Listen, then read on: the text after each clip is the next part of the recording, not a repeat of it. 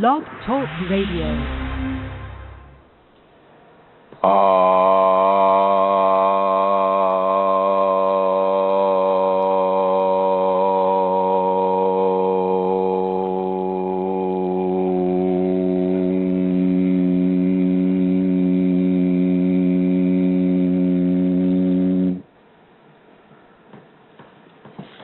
There is no image you can hold, no thought you can think that encompasses the great self.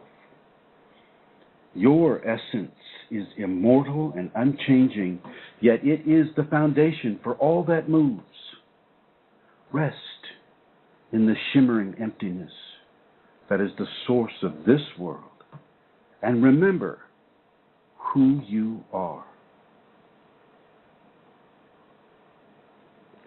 Hello everyone, this is Chrism, and I'd like to welcome you to a conversation about your Kundalini awakening experience.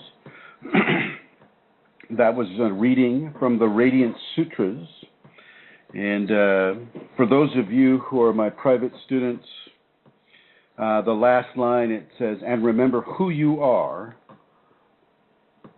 This is something that we have been discussing for some time, and so I just want you to remember, those of you who I work with individually, who you are. Who you are. And I would like to welcome my co-host for this program, and actually the benefactor, the provider, and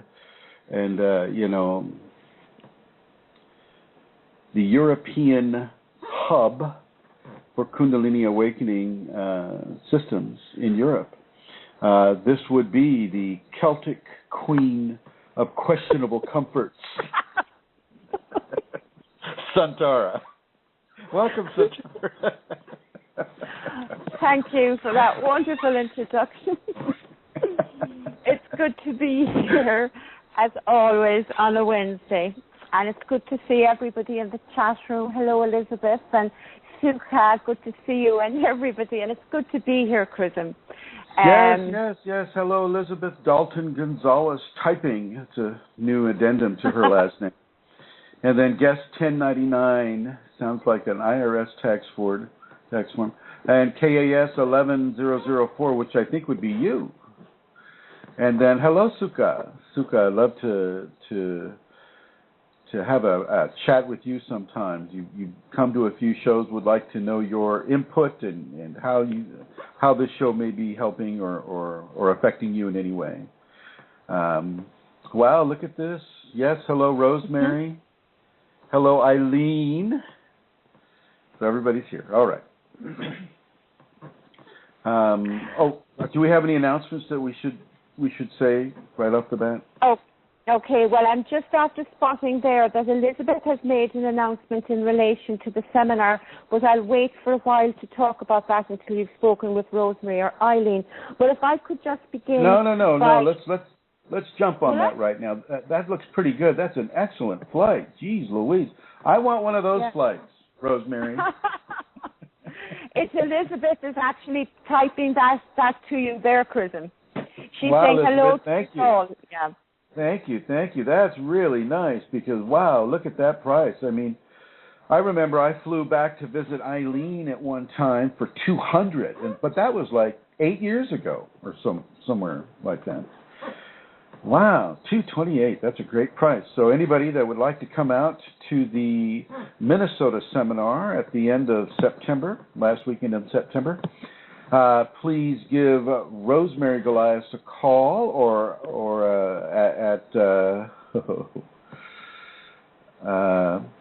we're just going to bring her right on here now. Hi, Rosemary. Make your announcement. Yes, the phone number, please call me, 651-452-3161. And if you prefer email, would be rosemaryg@usinternet.com. And we are having conversations with people like Elizabeth more often and closer to. So that is always. I missed that last part. I'm going to assume that is always an extreme joy and yes. version of that is what I said, but I like yours better. Okay. All right. Well, hey. Well, thank you. And did you see the price, $228, that Elizabeth posted up here? I didn't see that, but she mentioned in an email about it. Great price. Let's look into that for people. Yes, that's from the Northwest on Delta Airlines, and she says that's a round trip. So that sounds wonderful. It's a great price. Gosh. Okay, all right. Well, thank you. Thank you, Elizabeth Dalton Gonzalez and Rosemary G at US Usernet. What is it? US Internet. USInternet.com. Thank you all. Thank you very much. Okay. So go ahead. I just give the website, Chrism, where people can go if they would like to make a donation to support the work that you do, to support people that come to Kundalini Awakenings and to you for support during their Kundalini Awakening process. Go to is www.ascension-kundalini.blogspot.com, and on the right-hand side you will see the donate button. That is www.ascension-kundalini.blogspot.com. And if you don't have a pen with you, you can just Google Ascension Blogspot and you'll get the address on a Google search. Thank you, Amelia Santara. Okay, everybody, we're going to get this show on the road. There is no image you can hold, no thought you can think that encompasses the Great Self. And this is so true. I'm reading from the first paragraph of the Radiant Sutras. This one happens to be on page 251. There is no image you can hold, no thought you can think that encompasses the Great Self. It's just not possible within the five sense paradigm. So, for instance, I've had my Kundalini awakened for a few years now. And when I placed my attention at above the, shall we say, the third eye or the sixth chakra, everything becomes taken into the only way I can describe it is a level of infinity. So the top of the head and the forehead and, around behind the back of the head, that all just kind of disappears. If you follow the symmetrical circular explosion, of a flower or something of that nature, you can kind of see that reflected in if you were able to picture it, you'd see a sphere that just keeps getting broader and broader, wider and wider, more and more encompassing more and more, and this is how the Kundalini comes to me when I place my attention at a certain area within a certain context and concept of the Kundalini. This is one of the areas that I tend to visit regularly. I tend to place my attention there and just kind of feel what the multiverse, the omniverse is saying. And it's so true. But when the Radiant Sutra says there is no image you can hold, no thought you can think that encompasses the Great Self, that is true if you're looking at it from an outside-in vantage point. When you look at it from an inside-out vantage point, it might be better to write it this way. There is no image you cannot hold, no thought you cannot think that doesn't encompass the Great Self. So when you look at it from a Kundalini perspective, because grace has its hand upon your shoulder and is changing you from your atomics, from pre-atomic structures all the way up through the actual mature organism, it's changing the individual completely changing it.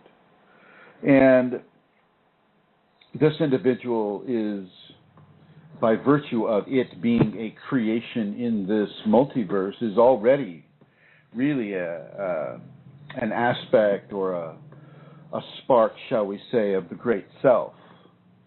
That's already happened by being alive, right? By having that grace, that divinity.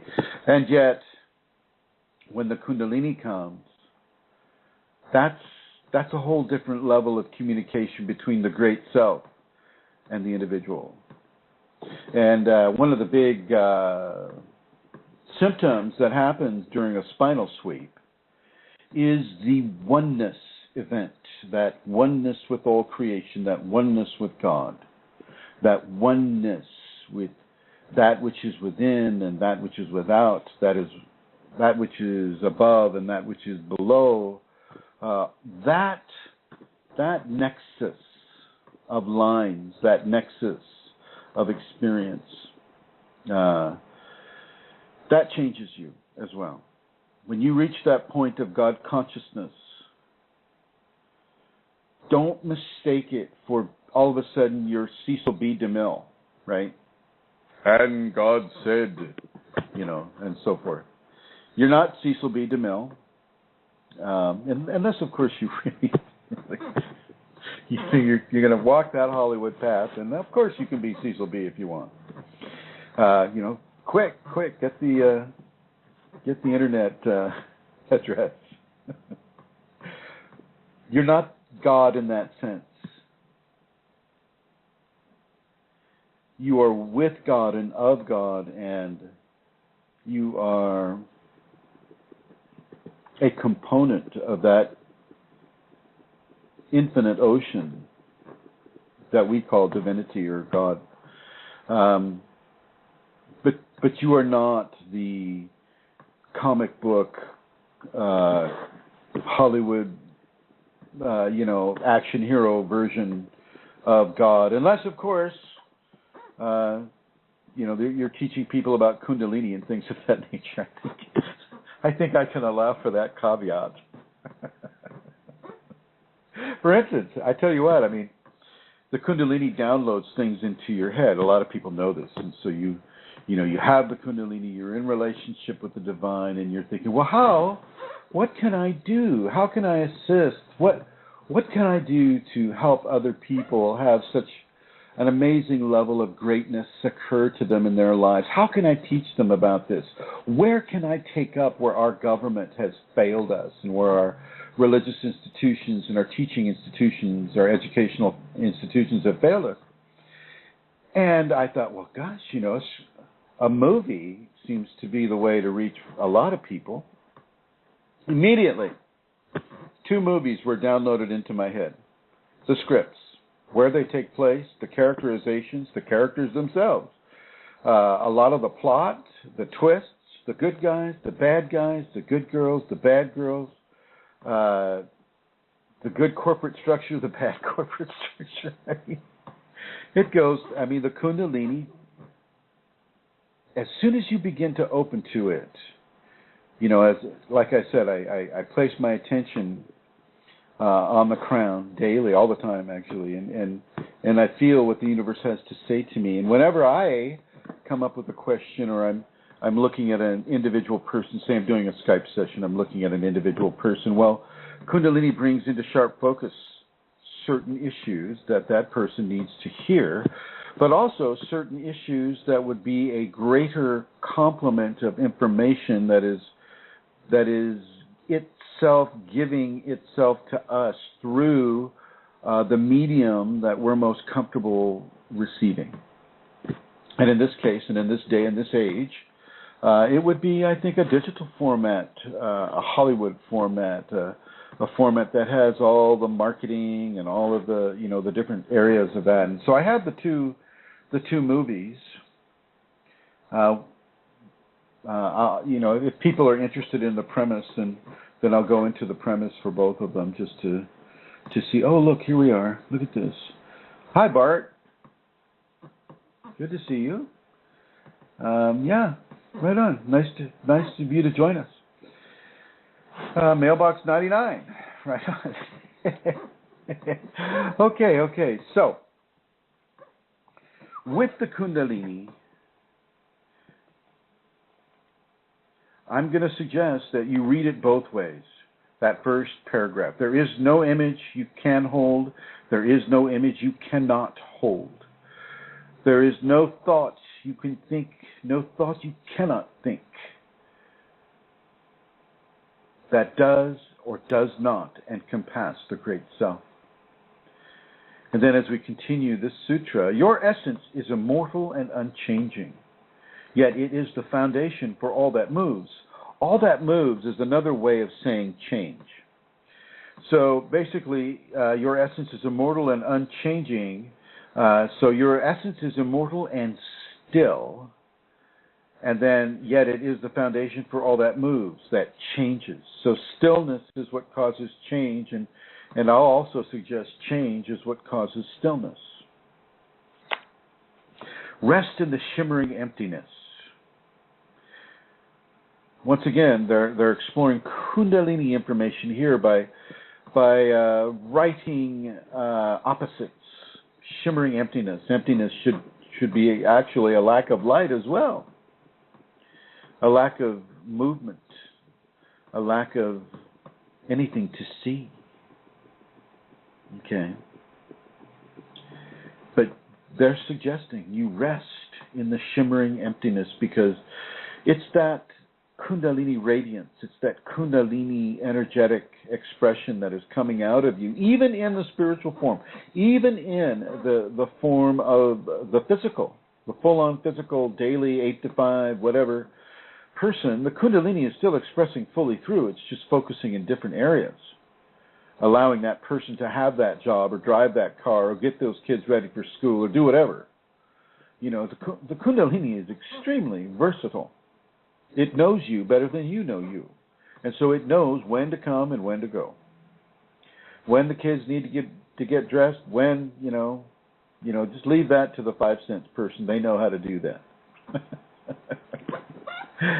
Rest in the shimmering emptiness. That is the source of this world. Shimmering emptiness. That is the source of this world. And remember who you are. Who you are. And once again, as I mentioned before, for the private students, who you are is a very different question for you than it is to our regular audience member here. Okay, just so you know, I want you to make that distinction. Remember who you are. Remember who you are. Everyone. You are that spark of divinity. You are that grace incarnate. Grace incarnate. Okay, Latin for in the flesh. You are the grace in the flesh. You are the living word. A Kundalini awakened person or a person striving or working towards the achievement of Kundalini awakening is definitely a chosen person, somebody who has somehow entered the stream of information that allows for an enlightenment equation to begin. Outside of say normal refinement channels, the ego, the basic ego things, grudges, anger, hatred, murder, mayhem, crime, all that stuff. When you begin to walk the Kundalini path, as I've said many times, that path also begins to walk you. And you begin to be compelled to work and express your life within the understandings of trust, love, forgiveness, patience, honesty, truth. But not everybody can handle the same amounts of that recipe as others. And this is, of course, where forgiveness comes into a great service for people. We'll say, on on a scale from 1 to 10, 1 being the easiest and 10 being the worst. A person might respond to pain levels at say, number 6 far differently than the person next to them. We have different karmas. We have different physiologies. We have different psychologies. We were raised in different families. We were programmed in similar but different ways. And so our response to pain is also going to be similar but different. And so the Kundalini recognizes this within the individual. Kundalini individuates people. Just as when you're in the God consciousness and you look out upon the environment and you can see every twig, you can feel every pebble, every speck, everything, every speck of dust, every drop in the sea, everything you feel at the same time, at once. But it's a timeless moment because it's not wrapped up within time, but within the time stream, that length of time that the person is within that expression is different for each person. Some things are to be experienced in very, very brief momentary flashes. Any kind of an extended visit would, damage the person. And for those of you who have gone beyond the mere exploration of Kundalini as a, wow, what's this all about? And, as a kind of a curiosity source. For those of you that have gone further into it, that have begun to experience some of the symptoms, that have, say, begun to practice the safeties, begun to do some forgivenesses in their lives, conscious, purposeful forgiveness, maybe even doing a recapitulation. You have to understand that the safeties protocols, which is what I'm taking from right now, the safeties protocols are a standalone activation equation for Kundalini. You do the safeties every day, twice a day. Say within 30 to 60 days, you're going to have a Kundalini activation. But you have to really do it. You can't just pretend to do it. You can't go, okay, I'm going to do the safeties, but I don't like that 4th Tibetan. It's just too hard to do, so I'm going to skip that. But I'll do all the rest of them. Okay, you don't get to do it that way. You do them all or you don't do them. Now, you can do them sequentially in a sense, so just to build up strength. So, for instance, when you just start out to do, the 5 Tibetans, I only want you to do 5 or 6 turns to the right, not 21. I only want you to do, 3 to 4 of right number 4 when you get to that. So you do 5 or 6 of the spinning, and then you lay down and you do 5 or 6 of the 2nd Tibetan, 3rd Tibetan, 4th Tibetan, 5th Tibetan. I don't want you trying to do all 21 or trying to be, super yoga dude or dudette and say, oh, I can do that, and there you go, hurting yourself. Don't do that. Don't let your ego determine how enthusiastic your practice of the safeties is going to be. Let your higher functioning self begin to make those determinations.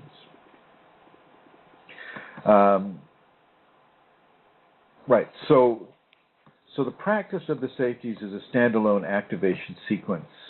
30 to 60 days. If you're able to do a very, very strong and sincere form of practice with the safeties, really doing the forgivenesses, really the tolerances, the honesty, the truth, the nobility of those types of behaviors will begin to really have an effect upon your energetic anatomy. Thoughts and emotions and actions are energy in motion.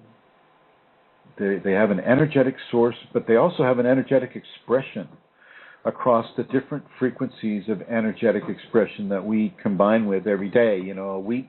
A wheat plant has its own energetic frequency that it broadcasts into the multiverse. So does a blade of grass. So does a tomato, a peach, a pine tree, an animal.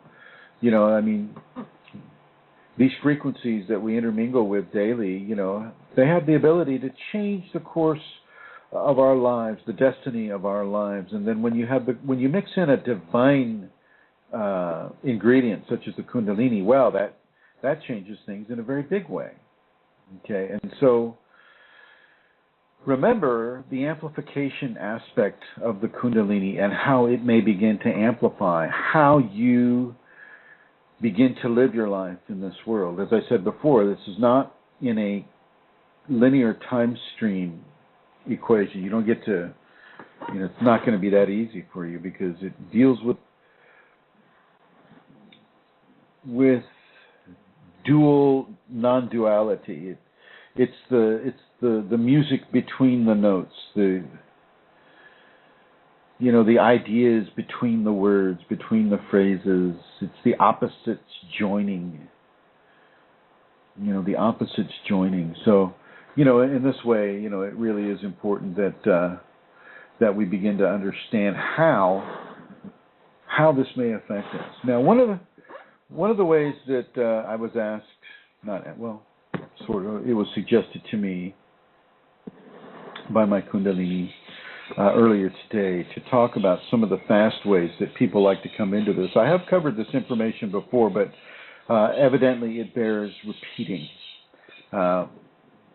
If you're not into drugs, if you're not into, changing your religion, becoming a Hindu, becoming a Buddhist, becoming this or that, if you kind of like who you are and how you are at this moment, then a lot of you are just going to go ahead and explore your own Kundalini your own way, and I think that's great. It's typically a longer, harder path because you're, but not so much these days. There's a lot of information on the Kundalini out there if you're really focused on looking at it and looking for it, and the Kundalini can really develop that level of focus in a person. So, a lot of people are going to try to explore Kundalini through sex because they've heard of Tantra, and in the West, and I'm not going to say for all people in the West, but certainly for a good general amount of people in the West, Tantra equals sex. It equals the male anatomy blending with the female anatomy. Okay. That is also used for procreative purposes. And,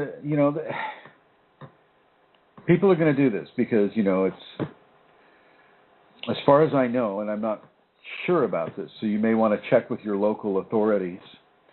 I believe Tantra is legal in the United States. Now, that may be changing, the Supreme Court and all.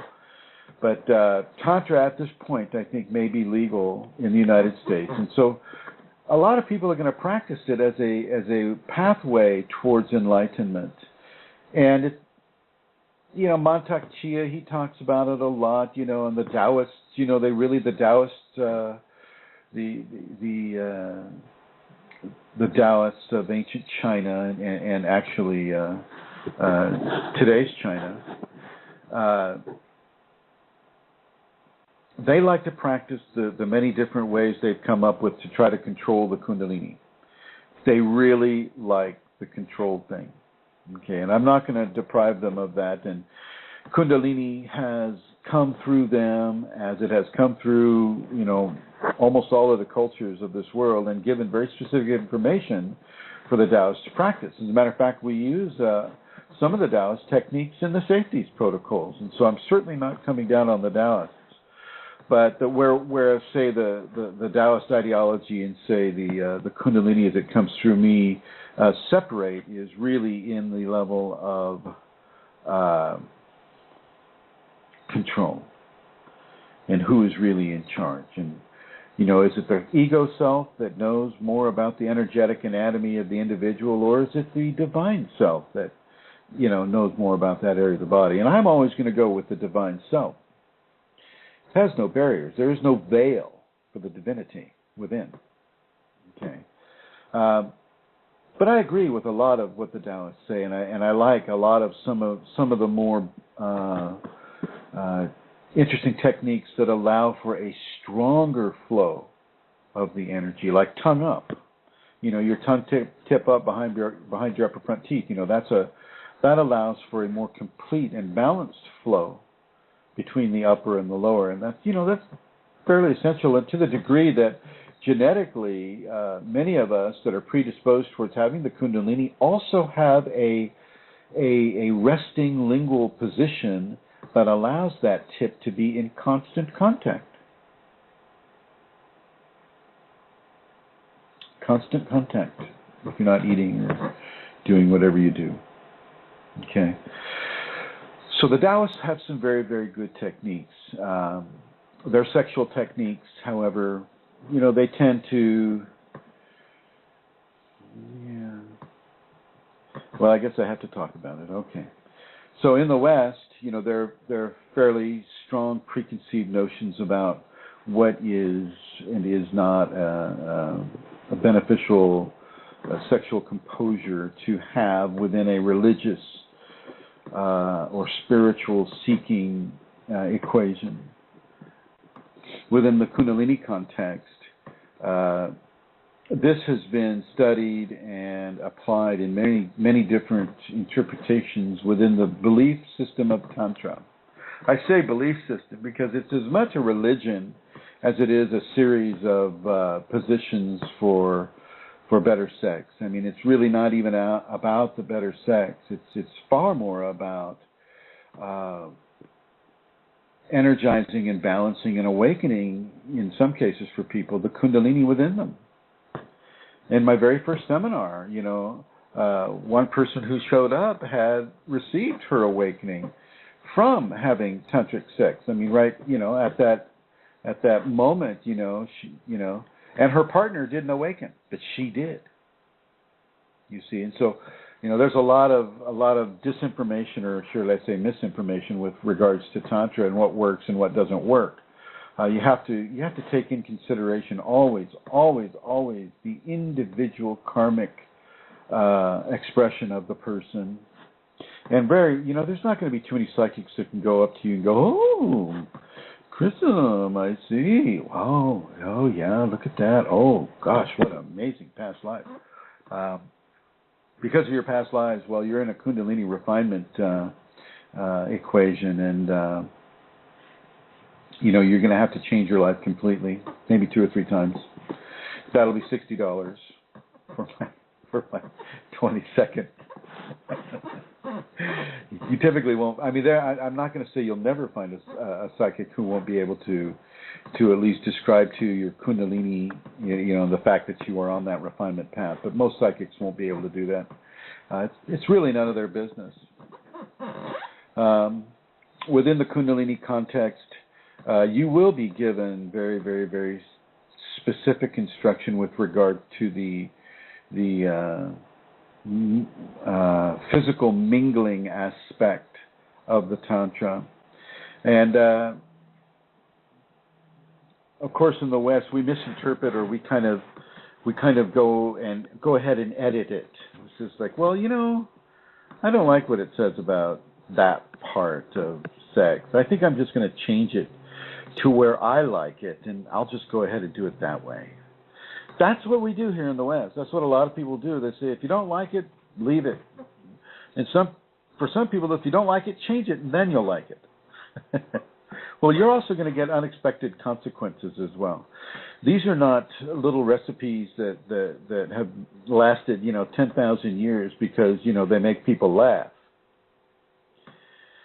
People have tried these situations for thousands and thousands of years, and these are the ones that have worked for people. So don't feel free to go and change a recipe or a procedure or a practice. Do it the way it has been taught you to do. And furthermore, do it the way your Kundalini makes you feel is the correct method for you to do. And so, which brings us right back to Tantra. Tantra for person A is not going to be the same as Tantra for person B.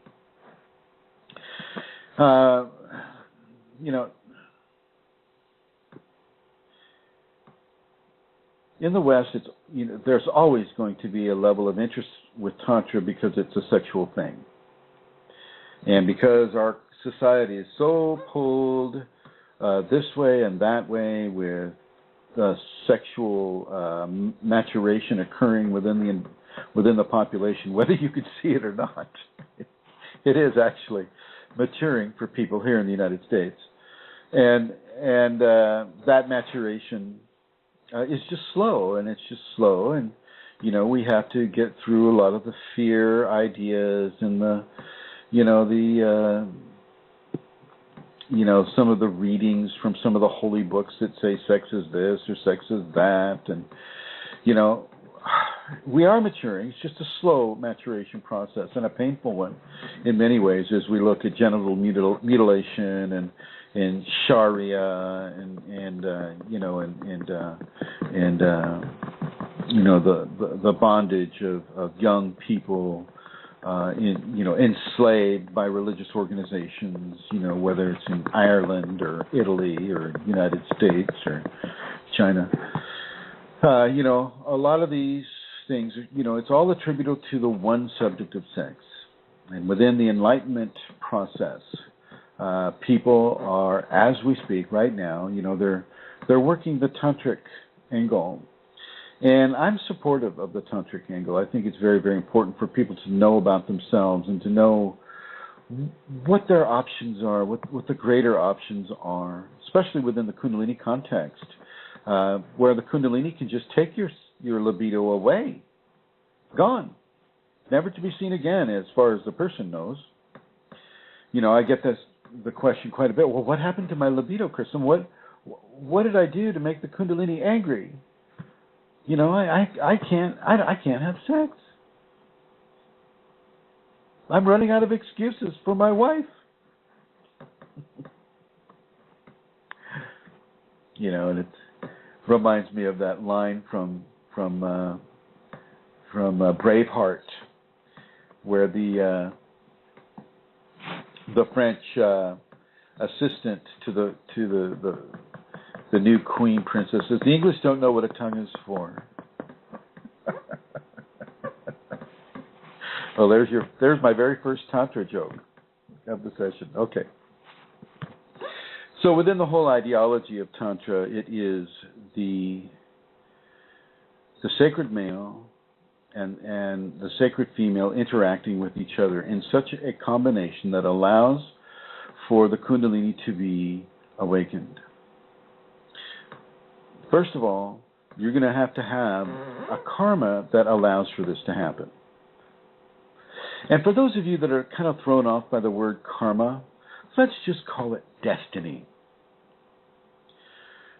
You'll need a positive destiny marker, to have the Kundalini awaken within any kind of practice or commitment that a person is making towards that activation or awakening. Okay. Karmically, from a destiny aspect, you're going to need to have a positive indication, from your higher mental functioning self and your spiritual self, that the Kundalini is the route that you're going to take. Typically, this is so, or you don't even get to really know the word Kundalini. It's not really something that comes your way. You don't read it in books or magazines or see it on TV. Probably the closest thing you'd come to it is Kundalini yoga commercials on the internet or something like that. If that. And so as we practice the Tantra, and a lot of people will read Mantak Chia's work, and Mantak Chia is a guy from China who studied with the Taoists for a number of years, met a woman, I think, from Thailand who was a Christian, and he changed his religion to Christianity for love. Isn't that romantic? And so he and his wife have written all these books about the Taoist secrets of sex, the Taoist secrets of this, and that. And I think the information they give out is actually quite powerful, quite potential for quite a bit, but they have no idea about the Kundalini and what it is they're really bringing onto their people when the Kundalini is awakened through those techniques. And they don't give any follow-up. They don't give any, it is what it is. People will do. They'll find what they need to find. All right, and I'm looking here. Looks like we have a person. I'm not sure if that's a question coming up or not. So I will continue. If you do have a question about Tantra or about your Kundalini awakening experience, any aspect of it, please call in United States area code 347-934-0026, 347-934-0026 to call in. And looks like I'm going to ask Her Holiness to come on board. So Santara, could you come online? She's waking up. Get up. I'm up. I was speaking with somebody on the other line and I came back. Oh, they're listening. I got you. Okay. Oh, have you? Okay, yep, I see it. Thank you, my dear. Go back to sleep. You're welcome. Okay. All right. So let's go back to Tantra. There are many forms of Tantra. Tantra comes in many, many different ways. Tantra, to one meaning of that word, there are many different meanings of the word Tantra. It's a Sanskrit term. But Tantra to the West, of course, equals sex. Tantra to someone who's a little more educated in what the rishis were putting out, well then, that's a way to establish self-realization, to become enlightened. You can use Tantra as a way to honor the sacred marriage between sacred female and sacred male, and through that honoring, not the physical child is not created, but the angelic child, the Kundalini awakening directive is awakened within the person.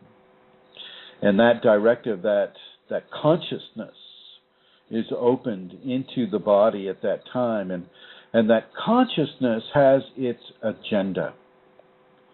And that agenda is the changing of the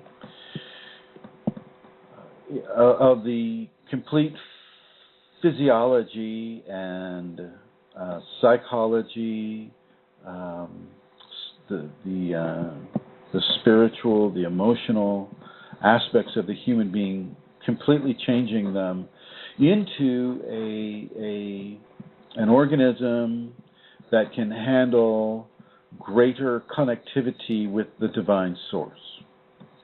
Now, I'm just putting that in a very,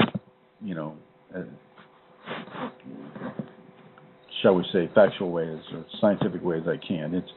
This is something that's the agenda of the Kundalini as it begins to awaken, and this is also the genesis of Kriyas, the automatic spontaneous movements, body positions, the automatic and spontaneous vocalizations of sound, the Kriyas of hearing voices or hearing chirps or hearing insects or hearing bees or hearing chanting. That would be an audio Kriya. Visions would be, a visual Kriya. So visions being seen floating across, faces staring at you, or suns, really bright lit, tiny little pinpoint suns flying around the room or flying around you. Blue is one of the typical colors. White gold is another color. Silver and gold play. Silver, gold, and purple play a very significant position in a lot of these visions. Iridescent colors that seem to be lit up by a brilliant source, something that is really, really a flash, would occur as a flash upon the virtual optic nerve with eyes closed. So like the function of memory can provide a person with a brilliant flash. And so because of those engrams, and because they're being caused, these engrams are being formed around a Kundalini ideology or experience. These things can be very, very sharp in how they continuously expose themselves to a person within the memory format, but also within the actual event occurring format. And so this all ties back to Tantra as well. Okay, you don't just have sex. Tantra is not just about having sex. You know, it's the left-hand path, as I think I mentioned before. It's the left-hand path. It's the sacred feminine, the path of the honoring of the sacred feminine, and most importantly, the honoring of the marriage between sacred male and sacred feminine. And a lot of these, you know, because of the United States citizenship being so twisted and fearful and generally angry and, you know, fearful about sex,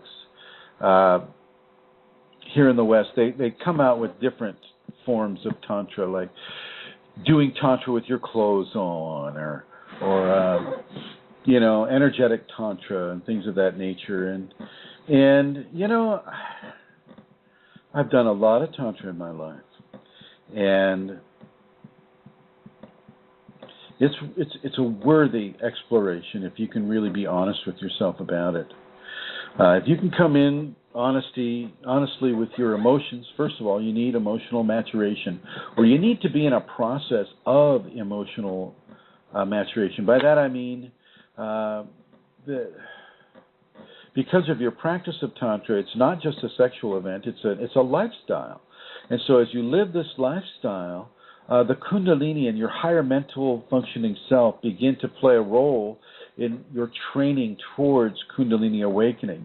And part of that training will be to begin to initiate spiritual practices into and blending with the sexual practice. So, for instance, for those of you who are familiar with a mantra is a sentence or a couple of phrases or a phrase that are a vocalization of something of spiritual merit.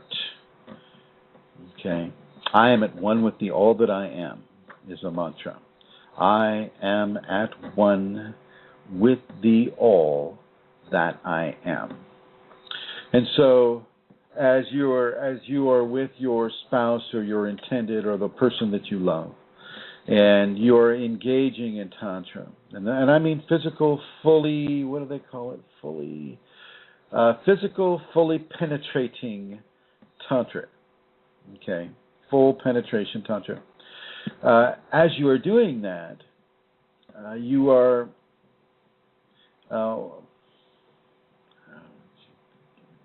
I'm going straight into music here. As you say the mantra, certain creative forces are coming together within the physical action of the merging between the two. For the male, there are 7 glands that contribute to the formation of a spiritual physical plasma. Sperm and semen can be seen as physical, energetic plasmas. These are forces that individually have their own energetic signature, but when these substances are mixed together, the energetic signatures embrace each other, forming a very powerful and yet very, what's the word? It's a powerful event, yet it is a very brief moment of time. But it's a replicable event, and so that moment of time can be extended. But boy, it's just so hard to describe. Anyway, so I'm going to take a bounce into astrology right now. Okay, so the astrological clock is always ticking. You know, you're always moving day in, day out through the different manifestations of the astrological understandings. And so when I say it's a replicable event, the very next day you can do the same thing. Well, you can't do the very same thing the very next day, because each moment in time is a very unique and precious jewel that cannot ever be replicated. It can be recorded to some degree, but it cannot be replicated. It cannot be replicated. And so for me to say that, well, okay, you can do fully penetrating Tantra, and, if it doesn't work that day, well, you can do it the next night or the next day. It's not that way. I'm not suggesting that at all, because there's so many things that change by agreement with the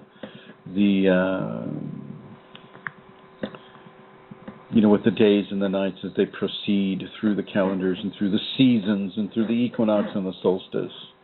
It's a very, very, very conscious developmental opportunity that we have by being in a body and being subject to astronomical time counts and Julian calendar time counts and gravitational time counts and Kundalini based time counts. We have all these different time frequencies to adjust to, but we do it naturally, no worries. To most of us. If you're inside of phenomena from the Kundalini that kind of screws around with your understandings of time, don't panic. It's temporary. Trust in your Kundalini. If you have a teacher and the teacher knows what they're talking about, then trust in that teacher. Okay? That's why you're with them. And that's why the Kundalini is with you. Nobody that has Kundalini awakened or activated is without a teacher. The internal teacher is always there, and that will be the Kundalini. It's the internal teacher that locates the external teacher, not the other way around. You understand? It's the internal teacher that locates the external teacher. Okay, I just want you to kind of wrap your mind around that. Okay, so as we get back to Tantra, I am going to suggest that you and your loved one, if you're going to follow Tantra, that you need to follow Tantra. You need to follow the rules of Tantra. And in the Kundalini awakening aspect, those 7 components that is developed by the female and the male, independent of each other, when they come together, they form that unity. They form that 2 that is 1, that 1 that is 2. And so as you're in the process of that, without the obvious exploding climax, I want you to deprive yourself of that. Take yourself and back off from that. So in a sense, what you're doing is you're charging a capacitor. Okay, you're taking 1 unit of voltage, putting it through a capacitor, and you're coming out with a greater level of voltage at the other end of that capacitor. So when you take yourself up to the edge of that explosion and then gently walk back without fluidic release. For men, I don't want you to have fluidic release. And typically, the women will not have a similar fluidic release using different fluids. Now, you can't, the lubrication aspect is just going to be what it is. And that is not classified in the same way as some of the more luminous fluids that either gender can express. Okay. And this is a luminous practice. Don't mistake it at all. This is a luminous practice. This is a practice that is designed to bring you into grace. And talking about being brought into grace for a little bit here, it's not the easiest place to just come, knocking on the door. You have to really begin to understand that it is not the way that your books and your ideologies and your fantasies may have made it into. It's not Disneyland. Okay? Some parts of it may make you think you're in Disneyland, but it's not Disneyland, and it's not, happy fairy dust sprinkling over marshmallows and cotton candy floating down a little stream of chocolate with marshmallow bunnies feeding on the banks. No. No marshmallow bunnies with the Kundalini. Well, I take it back. Sometimes you'll get those marshmallow bunnies. If you're into all that sugar. Okay. But it's typically a challenging path. Challenges your basic understandings of life and reality. So for those of you that are involved in Tantra and you're making headway with Tantra, really begin to make headway with the practice of the safeties. You're going to want to do that. Remember, the safeties were written by the Kundalini for those coming into the Kundalini. They work. They're effective. But you got to do them. For those of you that are continuing with Tantra, regardless, I want you to feel free to say your mantras. I am at one with the all that I am, or Om Namaha Shivaya Om, or even just saying the AUM, Aum, as you're inside of the merging. Do this. Bring God into it. Bring divinity into it. Those are the most important aspects. Not whether or not,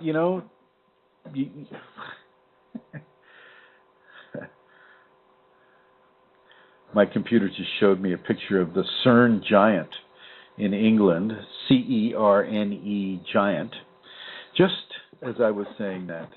And for those of you that look up the CERN giant, CERNE giant, in England, you'll kind of get a kick out of what I just said. If you look that up in Google and go to image, you'll exactly understand why I'm kind of laughing at that.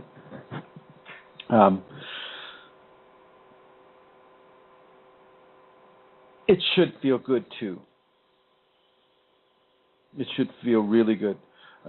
Don't buy in to anything that doesn't resonate with your Kundalini in a positive way.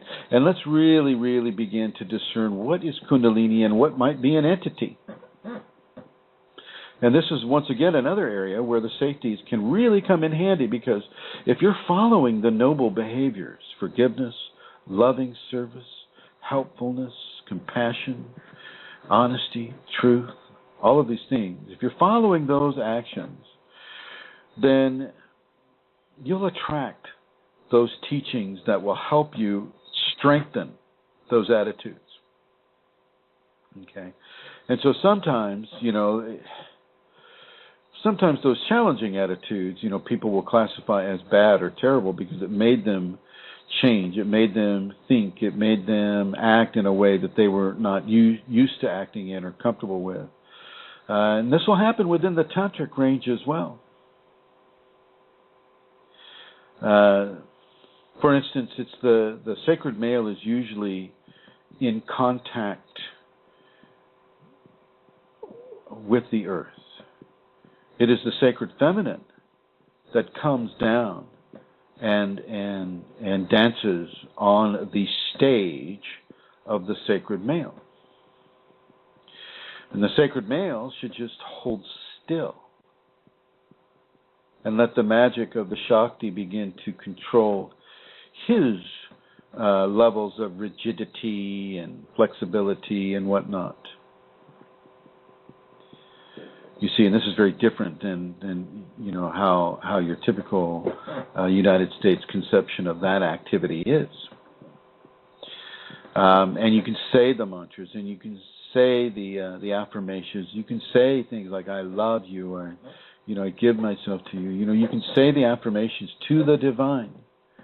You can say the word Shakti, Shiva, Jesus, Mary. I mean, whatever the sacred feminine and male in you is, you can say. You have permission.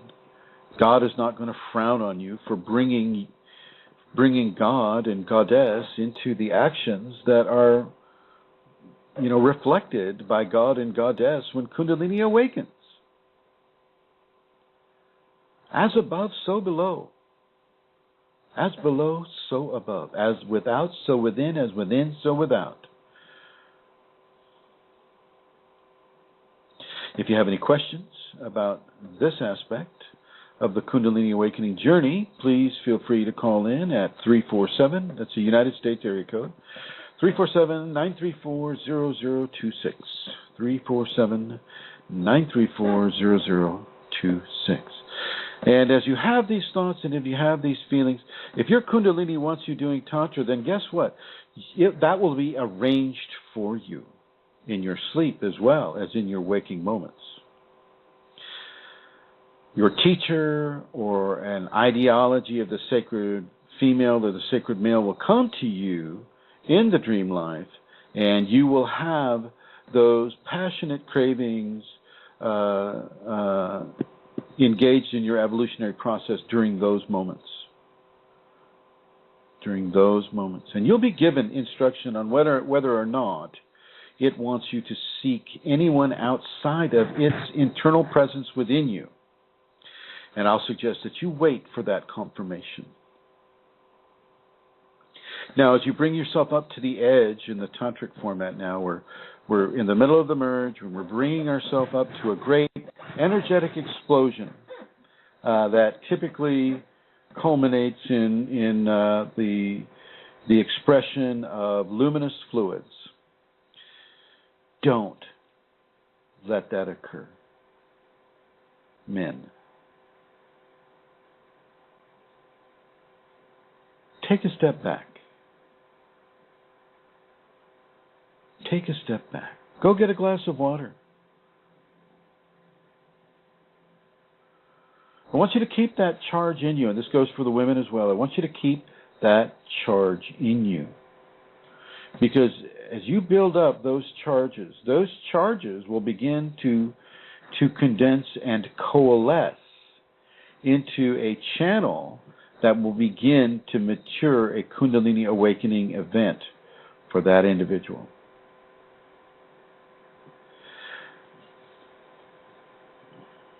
Every time we have sex with a person, a part of us is left with that person. Every single time. I don't care if you're a prostitute, I don't care if you're whatever it is. If you've had physical sex with another person that way, there's a certain aspect of you that is imprinted upon the other, and vice versa. Sex is as natural as breathing, as walking barefoot, as, swimming through the ocean. It is nothing to be diluted with fear or anger or hatred or any kind of hurtful, bonded restriction. Sex is a gift of God to this species, so that this species may evolve not only from a physical basis of having children, but also in a spiritual way of having enlightenment, having aspects of enlightenment visited upon us, within us, all the time. Giving us that drive to evolve, giving us that urge to seek out and understand. If this is how you are practicing the Tantra, then I encourage you to continue that practice. For men, I want you to idolize and give your love and give your attentions, your emotional attentions and your physical attentions to the sacred feminine in your life. Women, the same for the sacred male in your life. Make it a point. And honor that point. No pun intended. Tantra is a very, very clean, very, very good, healthy way to come into sacred knowledge that you need to have anyway with the Kundalini. And I'm talking about fully penetrative sexual Tantra. I'm not talking about this, oh, you can keep your underwear on. How many girls have heard that line? Oh, you can keep your underwear on. So, if nobody's laughing on the flash chat, I better shut up now. Okay. So,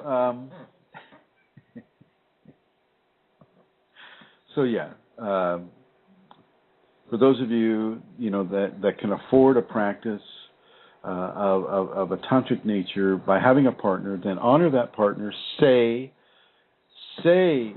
bring the spiritualism into this. Bring the mantras into this. Bring the connection into this. Make it a viability and a validation within you. Do you understand? Take it joyfully and take it seriously.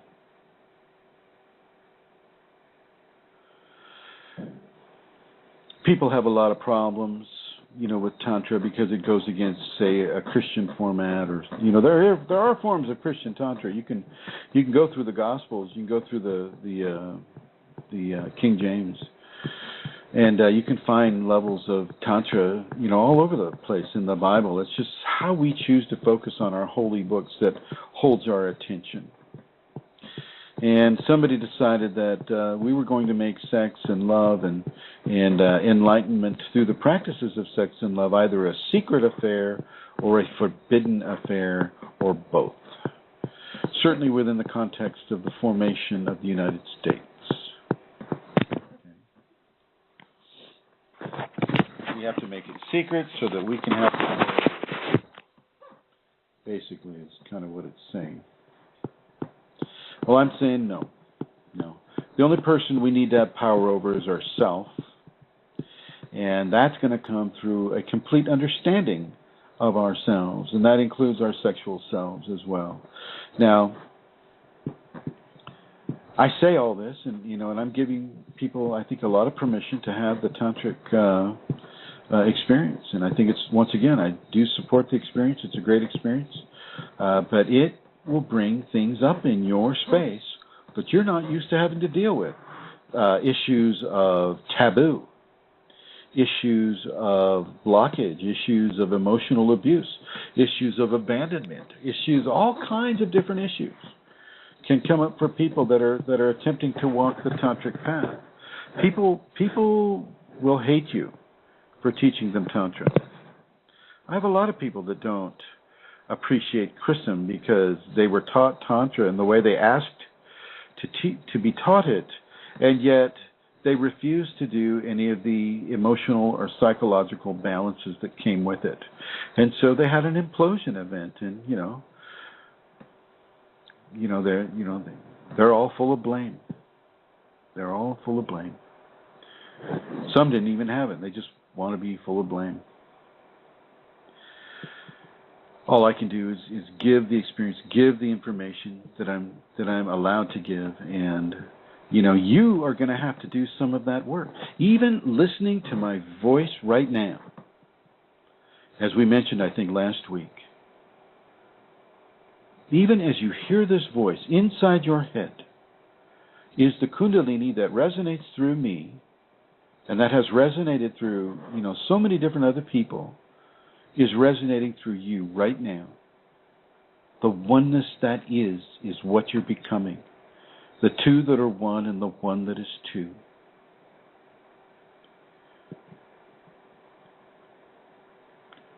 Tantra is only there if you want to practice it that way. You can also just practice the safeties. You can turn your safeties practice into your own form of tantric practice.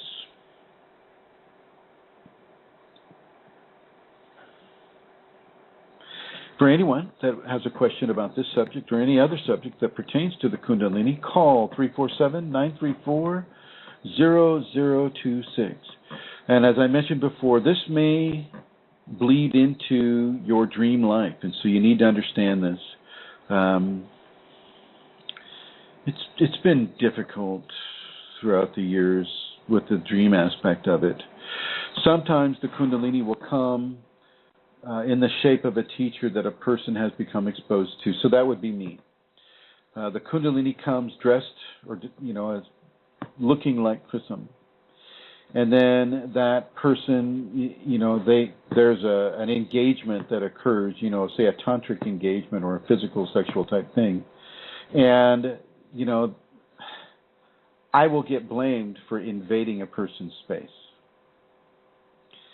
and I, as a corporeal individual, had nothing to do with this, or really even as an energetic individual. It's not like astral projection, where you can go out and you can look to have sex with other people. Kundalini's not that way. You don't necessarily get to have sex unless your Kundalini wants you to have sex. And so, in the dream state, I have many, many other things that I'm doing in the dream state. It keeps me very busy, and they don't include coming to you and having those favors presented either way, them to me or me to them. So it's always the Kundalini. Always the Kundalini. Unless the Kundalini states otherwise. So the question comes to you, which one are you going to honor? Are you going to honor your fear, your trepidation about, what is this Chrism doing? Or are you going to honor that which is within you already, your Kundalini?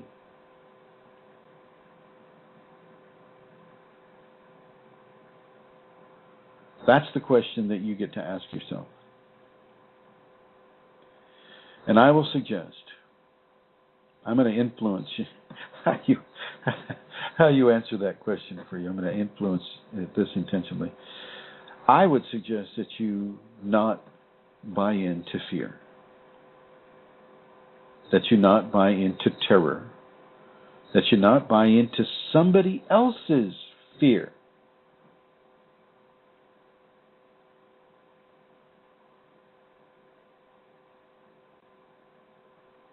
Don't buy into fear that you don't own. And that's easy to do because we tend to really look at fear as a very easy thing to slip into. Don't do that. Don't go there. You don't need to, unless you do.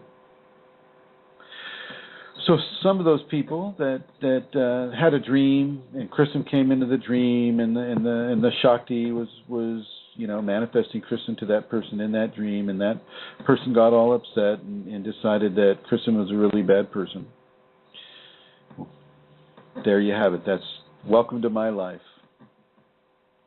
And this happens. I don't know how many people are positively helped by these radio broadcasts, or by what Glenn Ola's website is doing, the Kundalini Awakening Systems 1.com.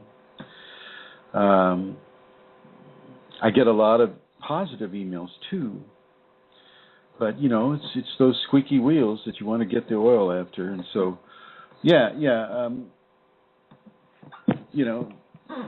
you're going to find people that are very unhappy and very imaginative in describing their discontent with Tantra and how I teach Tantra, or Kundalini, how I teach Kundalini. And that is just as it is. They've got their opinion. Anybody can lie on the internet. I could go back and I could attack them and just, use blatant lies that they have done. But that would be contradicting my own teachings. So I just forgive them and let it go, and let this be the environment that the Shakti has given me to do her work in. And that too is a practice of Tantra. Accepting what the Shakti is giving you to learn from. Accepting what your Kundalini is giving you to learn from. And doing this with as much grace as you can possibly manage. As much as much of a gift of kindness and compassion that you can give to others during periods of upset for yourself also help to dislodge your own internal emotional issue. Yeah, bring Santara on here. Santara, wake up! Wake up! Wake up!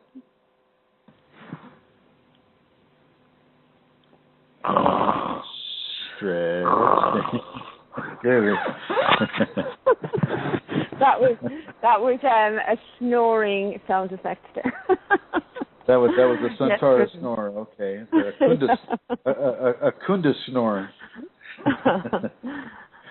So has the sound been coming through all right? Is everything manifesting the way we would like it to come through? Yes, the sound is excellent actually. Very good. No interference or echoes or anything like that. So very good. Yeah. Good. Have you had any experiences that you are able to talk about that would allow you to comment on Tantra or anything like that? It's well, okay if you say my dear, no, it's okay. My dear husband is in the other room, as he often is when I'm doing the show, and I'm sure he's holding his breath. Don't tell him that. Don't worry, John.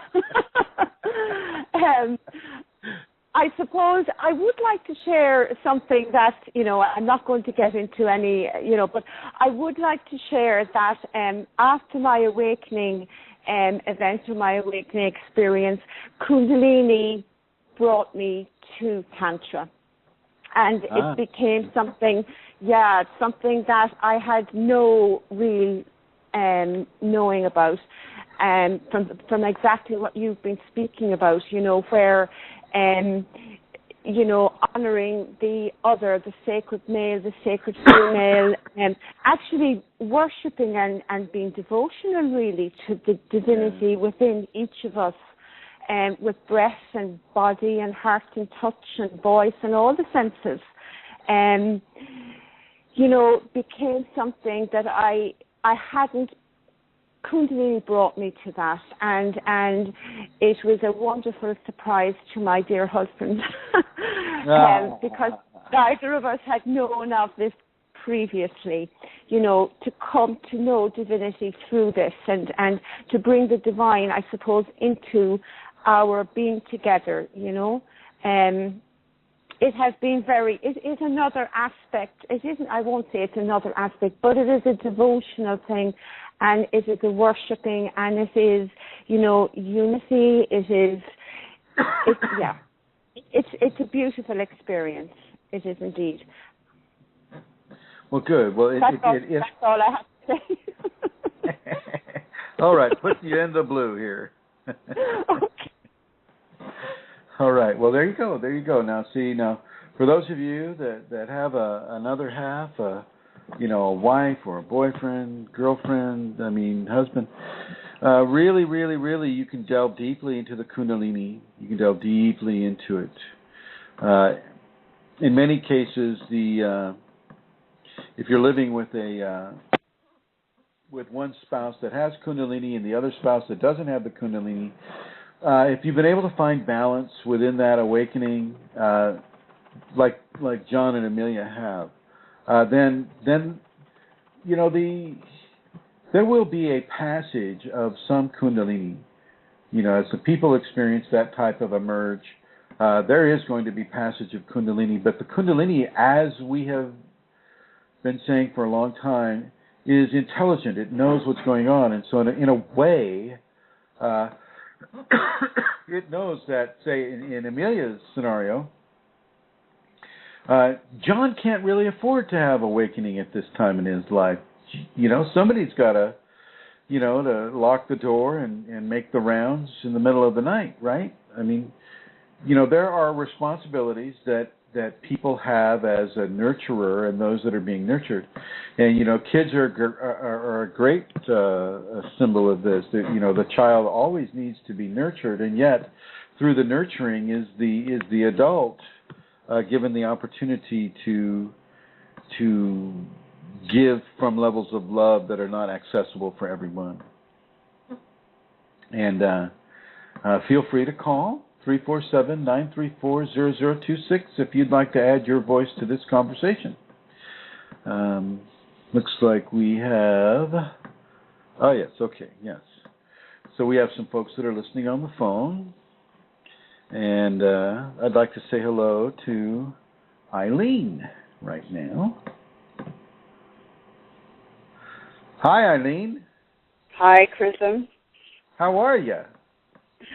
I'm fine, thank you. So have you been enjoying the conversation, or do you have anything you'd like to add? Well, you had brought this up before. You talk in terms of partners. Not everybody has a partner. And I know that there are Tantra. Eileen, you have the manatee. Not everybody has a manatee. That's true. And actually, they may become unendangered, which is wonderful. Well, you and your manatee friend can have as much freedom as you need. Yeah. But seriously, it would be nice if you would address all right. I will. Individuals thank you. a bit. All right. Well, let's do that right now, my dear. So thank you for bringing that up, and I'm going to go into that right now. Thank you. All right. You're welcome, my dear. You're welcome. Okay, so here's the deal. Not everybody's going to have partners for this. But that doesn't mean that you can't practice Tantra. It just means that there are levels of learning through the Kundalini experience that happens on an individual level that is calling to you first. Sometimes it's the equation of, know thyself first before you know thyself in a different way. Know thyself in the basic way. I should restipulate that. Know the basics of who you are. Know those basics before you assume that you can know the basics of how you are beyond that basic level. In other words, get to know the building blocks of the person that you are. And one way to do that really is, as Eileen suggested, is Tantra with the self. Tantra with the self. I'm not talking about masturbation.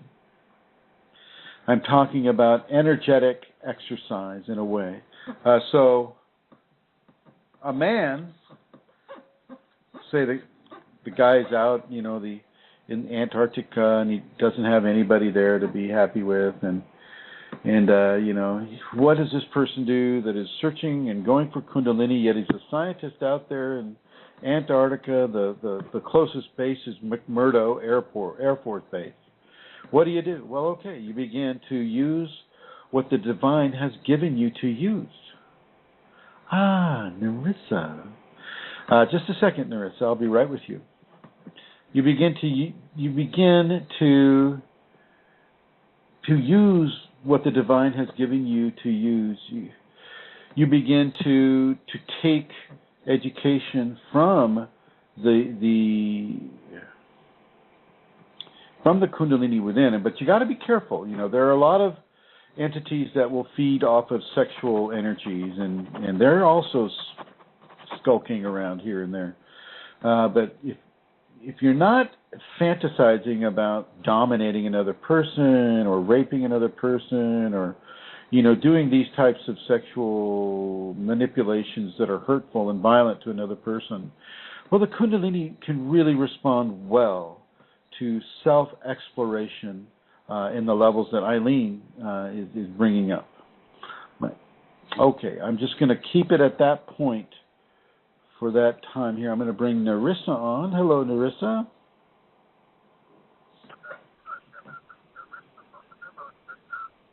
Hello? Hello. Hi. I don't Narissa, know. I've just been getting into... Hello? Narissa, can you turn your computer down? Yeah.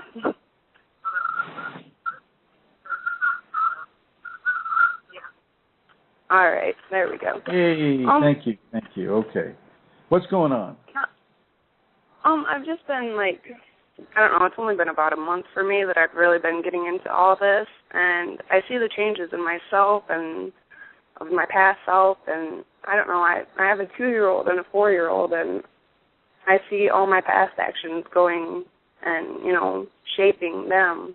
I was just wondering how to help them, I suppose. Well, and I what keep you getting do the is answer that I have to help myself, but I never know when I'm quite at that point. Well, here's what you do. I mean, have you had a chance to look through the safeties at all?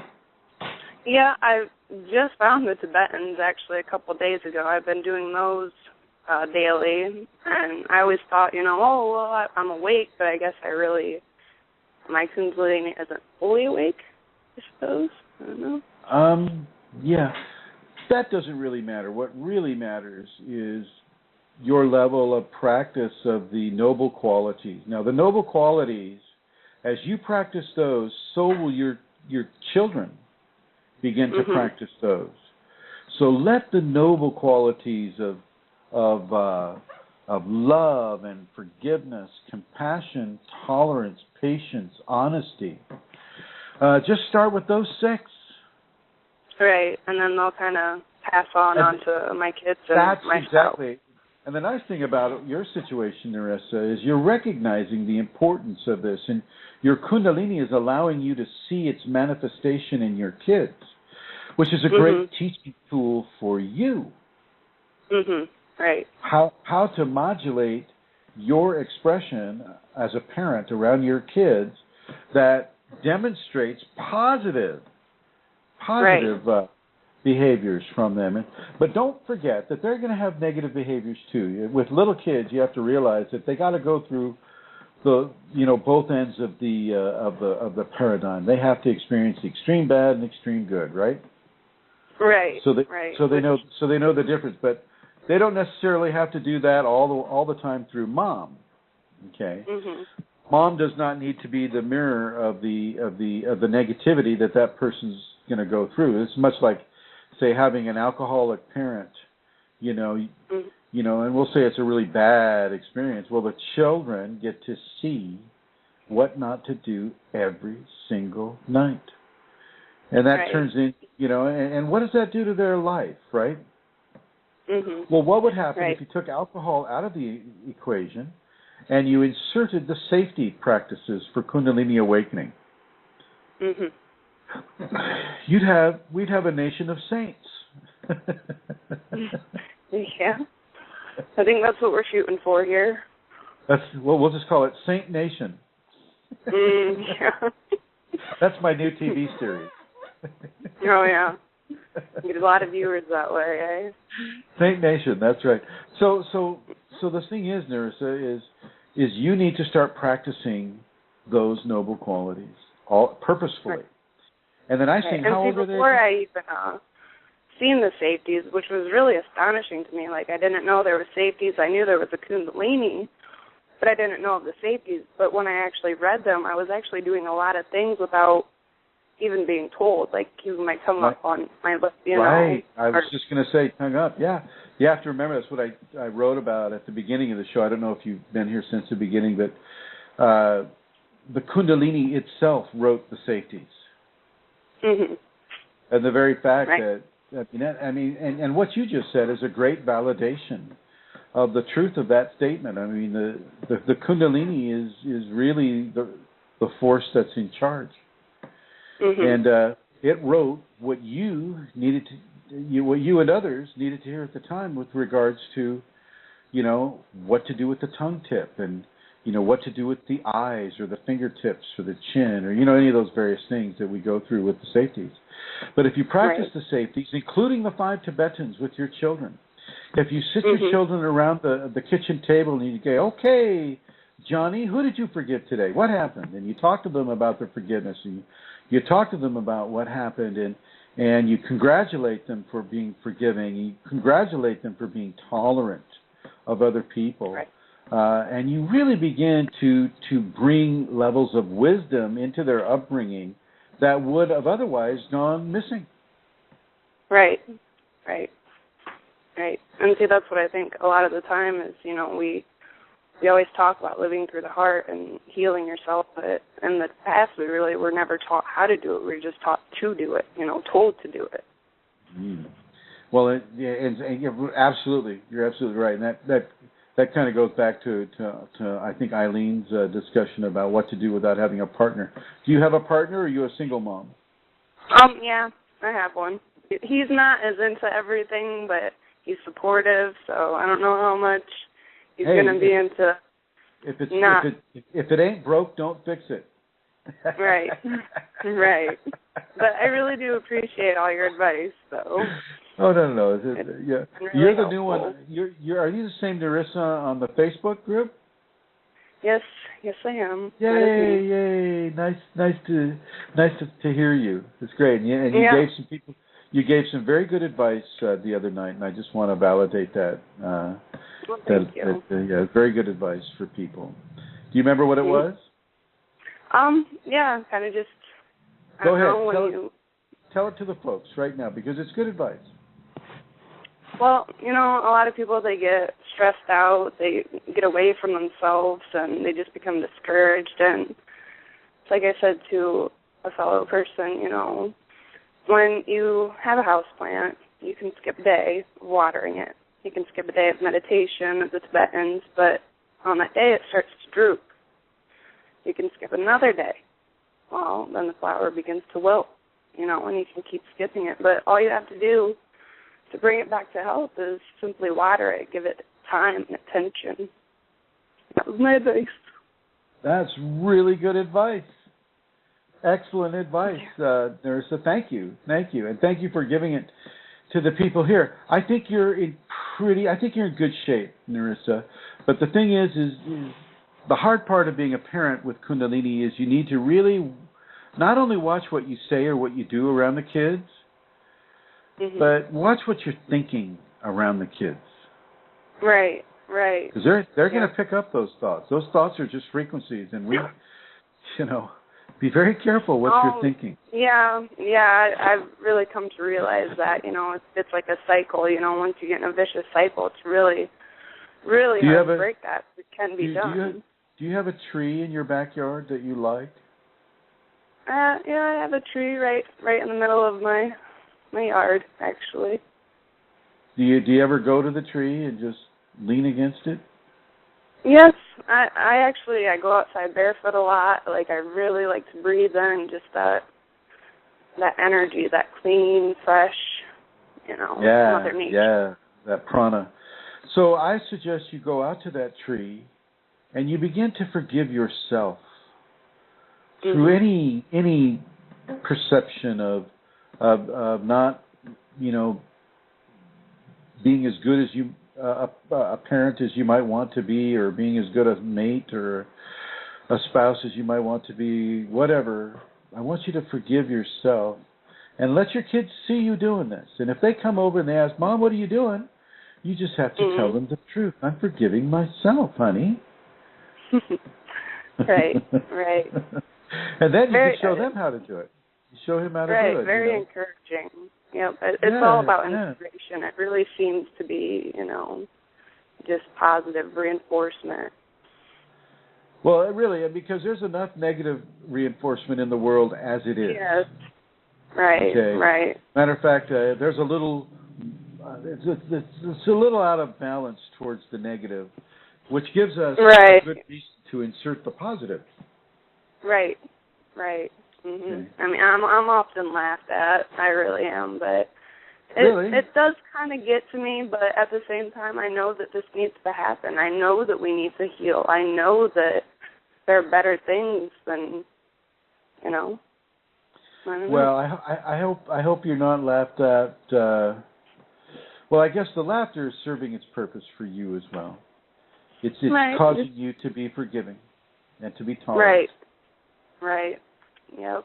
Okay, and it's just nice to know that there are really good parents like you and like Julie and Elizabeth and Amelia who are able to walk the talk in front of their kids. Right. Well, thank you. I really do appreciate all of your energy and your encouragement and your advice. It's helpful, really. Well, I really, really know that you're doing great, Narissa. You're doing really well. For a person to be able to come up with that excellent advice about watering the flower, watering the garden, it's so true.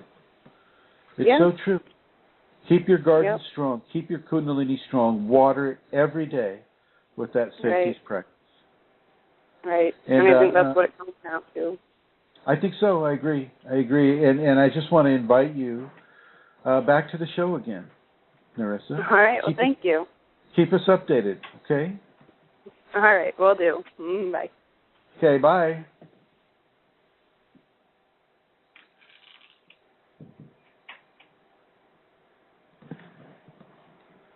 Okay. All right. So there you have it. I mean, it's very, very, very strong teaching there. Water the plant, my friends. Water the plant. Practice the safety. Now, as we go back into the tantric areas here,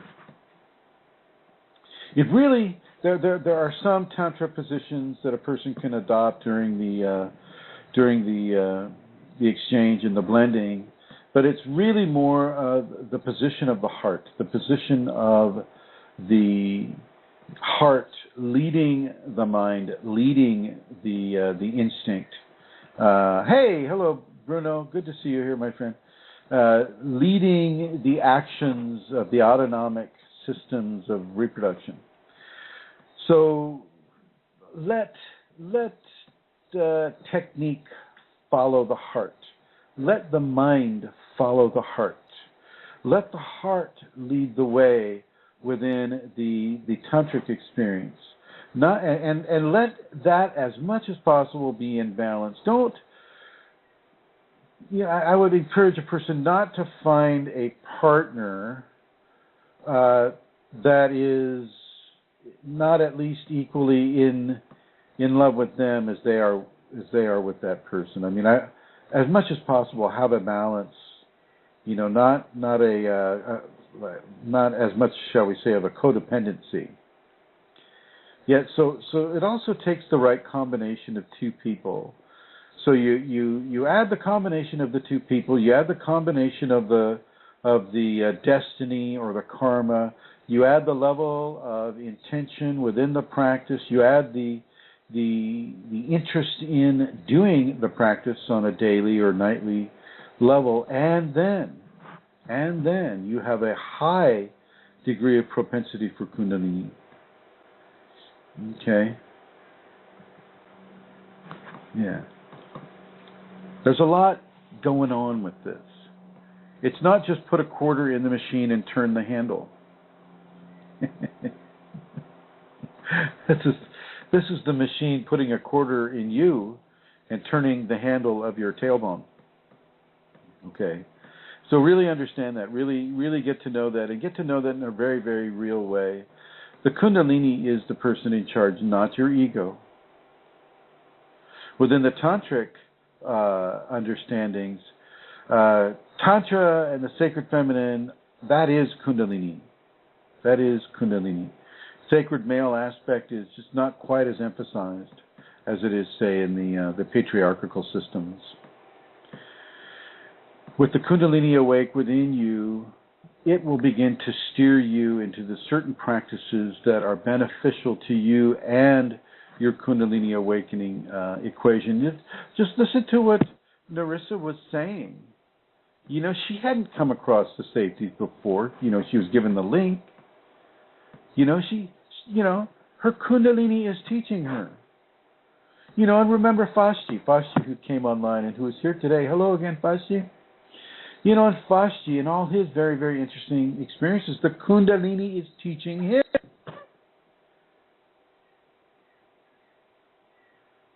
And sometimes the teachings are directly from the Kundalini, sometimes they're given to the teacher, and then the teacher is to give that teaching to the individual.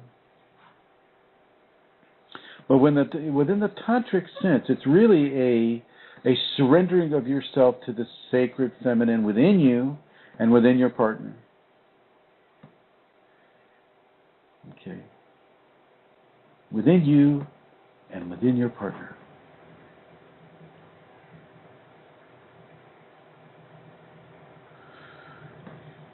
some people go, oh, I don't like to take "I love you, honey" out of my experience with my loved one, and I'm not asking you to do that. But if you're practicing Tantra, I am going to ask you to expand that. Expand that, "Oh, I love you, honey," to the sacred gender, and into honoring that sacred gender within the other person and yourself. Make sure you do the work. Make sure you do the emotional safeties. Make sure you're an active, forgiving, tolerant, honest individual. Seriously, folks, this is why people have such a problem, with Tantra in general, or Tantra teachers, is because, they're talking about something, number one, that is taboo, and number two, they're talking about something that is so powerful that it can emotionally begin to blow a person out of balance. And if you're not practicing emotional safety, such as forgiveness, tolerance, patience, meditation, silence, if you're not practicing any of those 5 qualities, you're setting yourself up for a real problem. One of my big sins as a teacher is not being a policeman to the degree that I need to be. Never was much for that. But I still pay for that lapse. I still pay for that. You don't need to. You can come into Tantra clean and pure and excellent. Excellent in the way you hear your Kundalini. Excellent in the way you embark and you explore on the journey that the Kundalini is going to lead you into.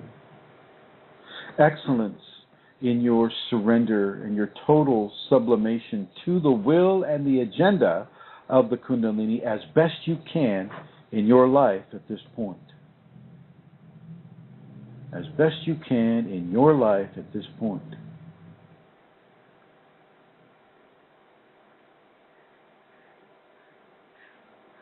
Tantra is a powerful way to approach the Kundalini. It's a very powerful way. It deals with taboo subjects in the West and in England and Ireland, and the West being basically, I guess, everything west of India. Seriously. Tantra is not seen as holy and pure when it should be. It is holy. It is pure. It is there to help you awaken the Kundalini in a way that allows you to understand the gifts of surrender and the gifts of the Kundalini divine agenda upon you, rather than having it come on to you unbeknownst and frightening. Let it come to you in a way that nurtures the divine within you, that allows you to learn, allows you to actively participate. You're not just getting on your knees and going, "Oh God, send me that lottery ticket." You're not doing that. With Kundalini, you're going, "Oh God, don't send me that lottery ticket. I like things nice and simple." I'm kidding. But you're not praying to God in a way to give you something. You're giving something to God by praying and by manifesting a prayer that includes the luminous fluids that is giving God to God. That is recognizing God within and God without. God inside and God outside. Do you see that? Do you understand that? Any questions about that? If there are any questions, call me at 347-934-0026. We're coming to the end of the program here. 16 minutes left. So anybody who would like to call, I would like to encourage you to call. We have a nice group of people here. Really nice energy. Very nice energy. Okay. I'm going to move on. I'm going to segue. Also, okay, here's my, guess I'm not going to segue. In the West, we are inundated with, what's the word, pornography. We are inundated with pornography. Our sexual opportunities and choices are being made for us based upon the lowest, some of the lowest standards of appreciation. So I would do your best to steer clear of pornography. I would rather have you self-stimulate to a positive fantasy than to, self-stimulate in your mind to a negative example. Okay? Let everything be respectful and let everything be of love. Okay, do your best to stay within those parameters. Okay, and so, hi Sukha, you're typing. So, within those parameters of respect and validation of who you are and how you are, how we all are, really focus on your surrender. So in a way, respectfully surrender yourself to the Kundalini. Respectfully give yourself into this process with respect, with self-respect. The Kundalini knows the moral code that you live in right now in your society. If you're from Italy, well, there's a certain cultural norm. If you're from Croatia or Bosnia, there's a certain cultural norm. If you're from France, there's a certain cultural norm. If you're from Ireland or England, Spain, Finland, Scandinavia, there are different cultural norms in all of those areas. And the Kundalini knows all of them. It knows your cultural norm. If you're in India, it knows that you live in a society that, that practices some hurtful things upon women. And so it may begin to outline a certain method of interaction with femininity in your life that is of a more positive bent. Bye-bye. Okay. Bye, Sukha.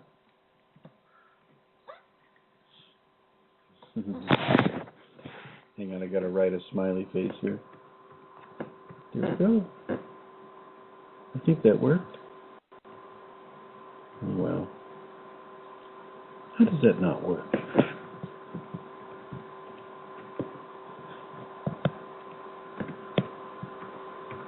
It worked, certain smiley face is there.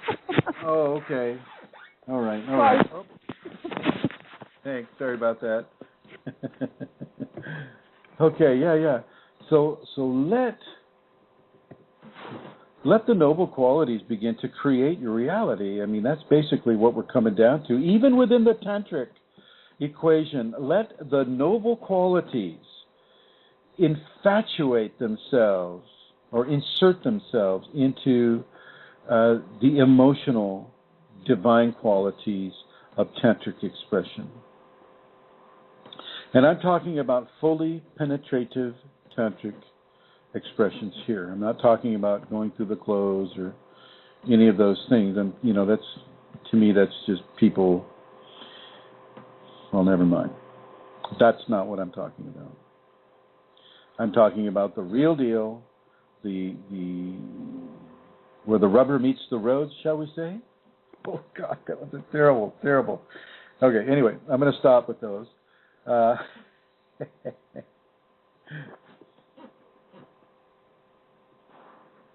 Okay, so with the Tantra, it's very powerful, it's very unique. And getting back to Eileen's concern a little bit here, what do you do if you're a single person and you want to practice Tantra? Explore yourself, number one. Don't give yourself satisfaction, number two. Do not have a luminous, fluidic response. Save that for your Kundalini. When the Kundalini comes, when it takes that spark that you're handling it through not giving yourself that satisfaction. When all those sparks add up and they create a larger spark to affect your Kundalini, well, then you'll be very thankful. It's very similar to a buddy of mine worked for the Air Force, the United States Air Force, and they had this one airplane that you could only start with 2 very large automotive engines to turn the motor of this very powerful aircraft. And this is what you're doing, is you're providing a little car engine every time you deny yourself the explosion of luminous fluids. Okay? Every time you deny yourself that way, wait a minute. What's that? Mike Strong wrote, Californication style Tantra. Gosh, I haven't even seen that. Is it about Tantra, Mike, that show? Is it about Tantra? I hope. Oh, where did everybody go? Oh. Wow. Did I lose everybody?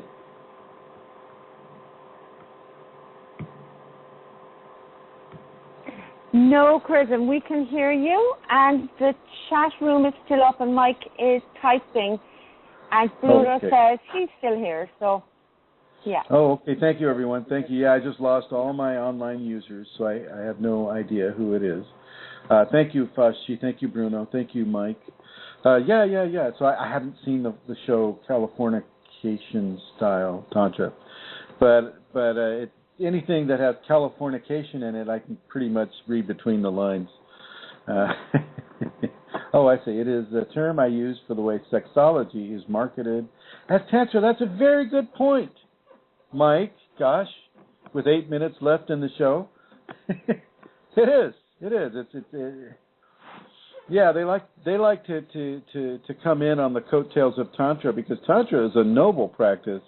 Sexology, I think, is a little more challenging. I mean,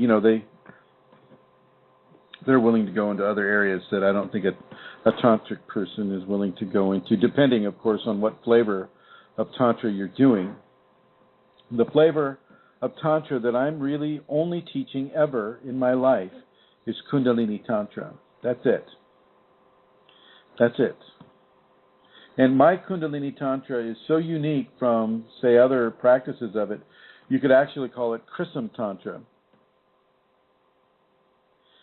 Because I fully insert spiritual practice technique inside of loving, beneficial instruction. Because I know the power of creativity that the human sexual being possesses, and I also know that in my understanding, there are only 2 types of children that can be birthed this way. One is a Kundalini child, and the other is your normal, 10 fingers, 10 toes human child. The human child you'll see, the Kundalini child you will feel, and you will become that child. Just look in the back of the SF Weekly. Thanks, Mike. I'll be there. I think, maybe. So, yeah. Mike is giving me instructions on where to find out more about sexology marketed as Tantra. And evidently there's a San Francisco Weekly that gives it on the back, which I'm sure it does. So anyway, if you have a quick question for this episode, please call 347-934-0026. If you don't have a quick question, I'm going to come on over to Santara here. Wake up, a little Santara, wake up. I'm awake. Is there anything you would like to add to this program, my dear? what I would like to know, not in relation to Tantra, Chrism, I've said really what I wanted to say, I guess.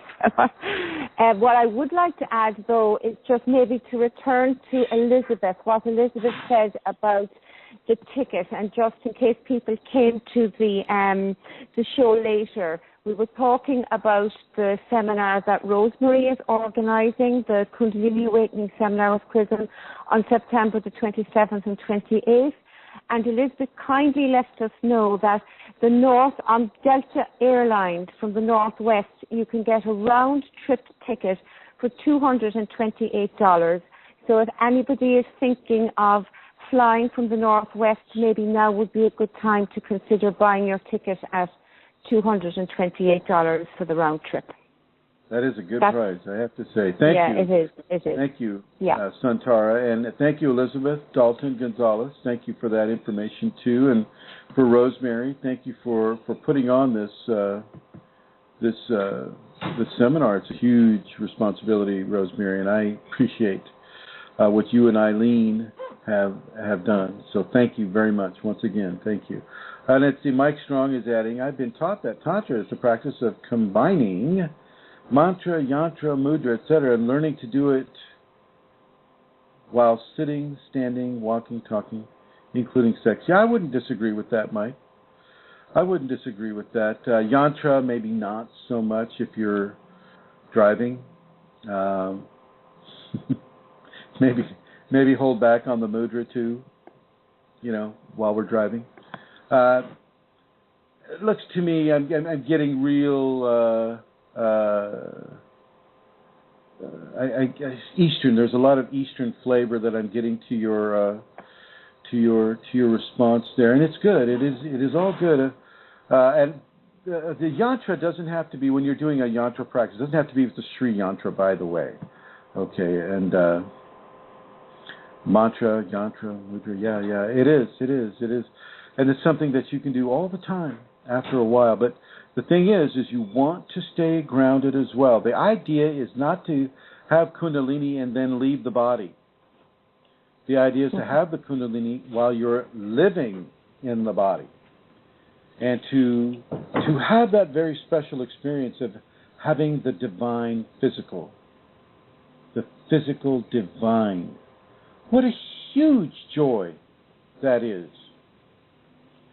And Mike, I feel that strongly in you. Elizabeth Dalton Gonzalez, I feel it strongly in you, and Vashti, and Julie, and Narissa. I mean, everybody here in our little meeting space, I feel very positive vibrations coming through. And I know that you'll be feeling the vibrations coming through me. Now, I'm going to end the show this time with a series of alms. And so I want to say thank you, Santara, John O'Connor. I'd like to say thank you, Rosemary, and Narissa, Josephine, and Eileen, and Mike, and Bruno. See, I can't see. My thing went away here. I can't see everybody on there. Let's see if I can get that back here. No. Okay. Everyone, thank you. Here we go.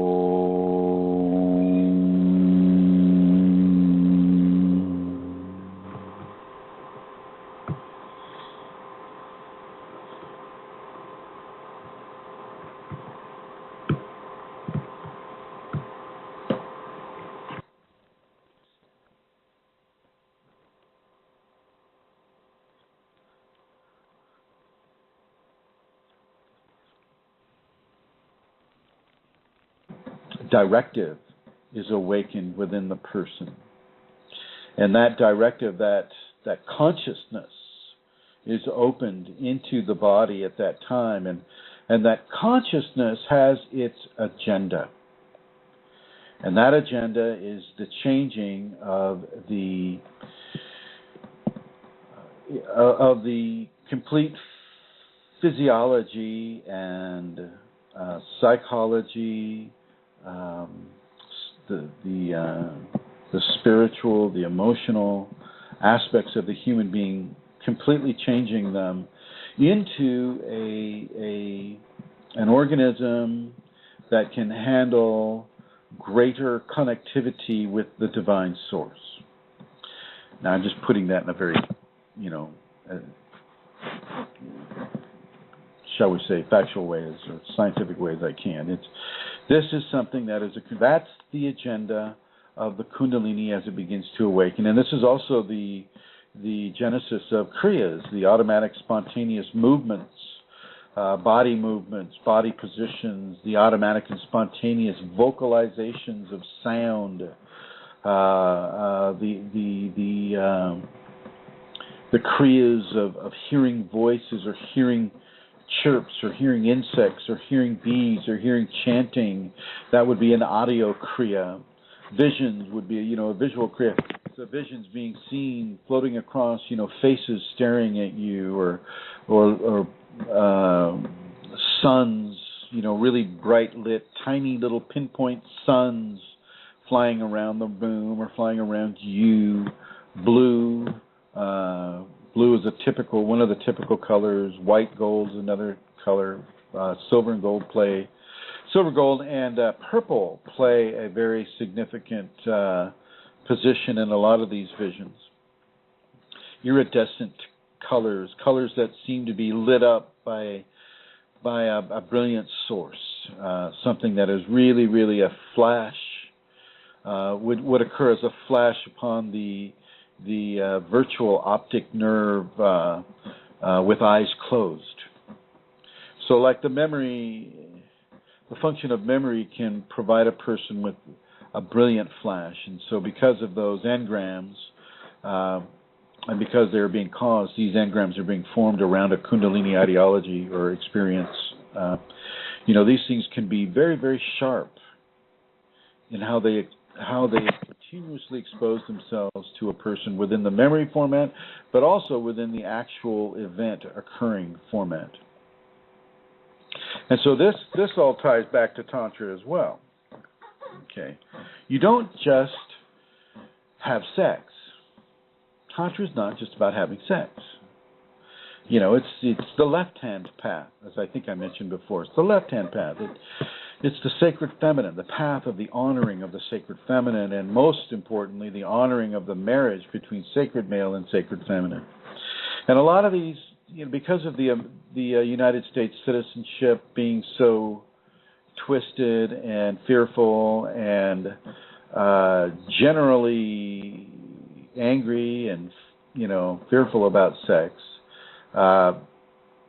here in the West, they come out with different forms of Tantra, like doing Tantra with your clothes on, or energetic Tantra and things of that nature. And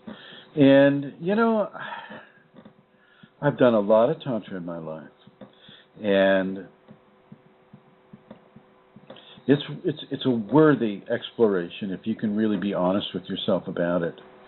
If you can come in honestly with your emotions, first of all, you need emotional maturation, or you need to be in a process of emotional maturation. By that I mean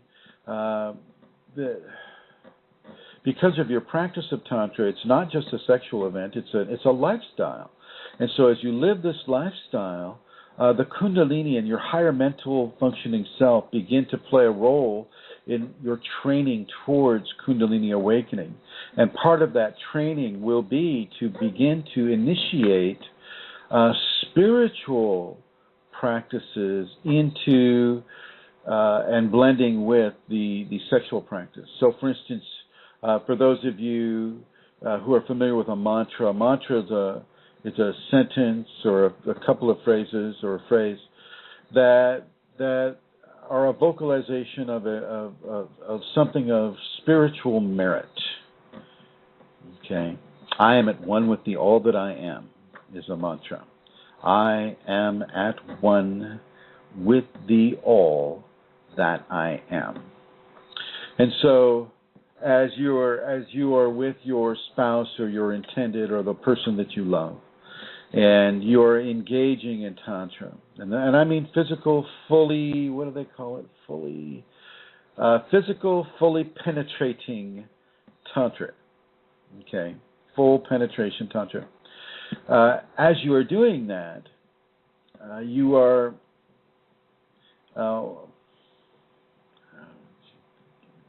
I'm going straight into music here. As you say the mantra, certain creative forces are coming together within the physical action of the merging between the two. For the male, there are 7 glands that contribute to the formation of a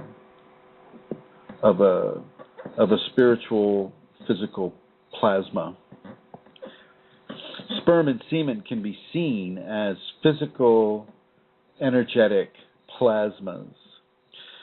These are forces that individually have their own energetic signature, but when these substances are mixed together, the energetic signatures embrace each other, forming a very powerful and yet very, what's the word? It's a powerful event, yet it is a very brief moment of time. But it's a replicable event, and so that moment of time can be extended. But boy, it's just so hard to describe. Anyway, so I'm going to take a bounce into astrology right now. Okay, so the astrological clock is always ticking. You know, you're always moving day in, day out through the different manifestations of the astrological understandings.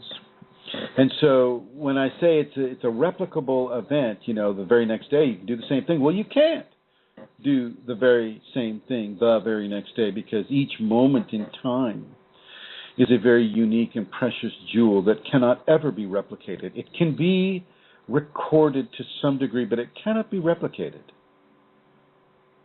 It cannot be replicated. And so for me to say that, well, okay, you can do fully penetrating Tantra, and, you know, if it doesn't work that day, well, you can do it the next night or the next day. It's not that way. I'm not suggesting that at all, because there's so many things that change by agreement with the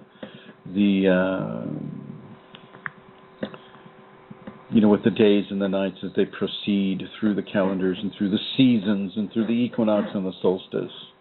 You know, it's a very, very, very conscious developmental opportunity that we have by being in a body and being subject to astronomical time counts and Julian calendar time counts and gravitational time counts and Kundalini based time counts.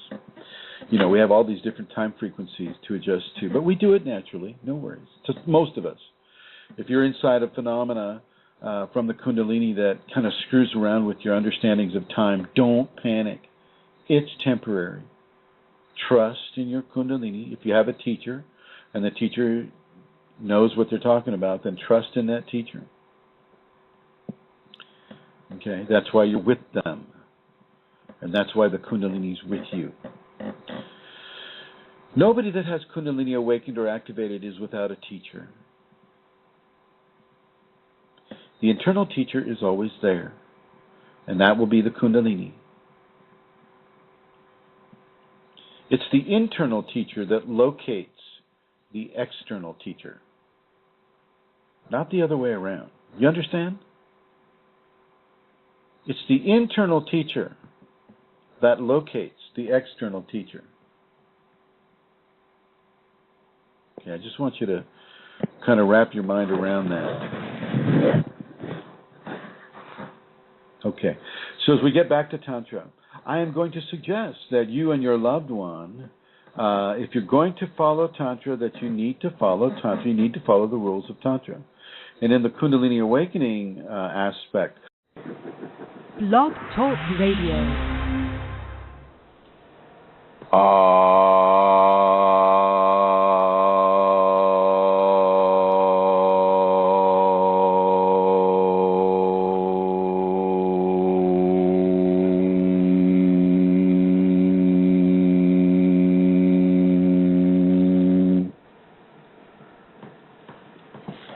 There is no image you can hold, no thought you can think that encompasses the great self.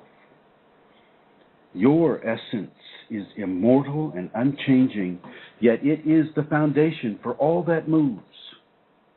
Rest in the shimmering emptiness that is the source of this world, and remember who you are.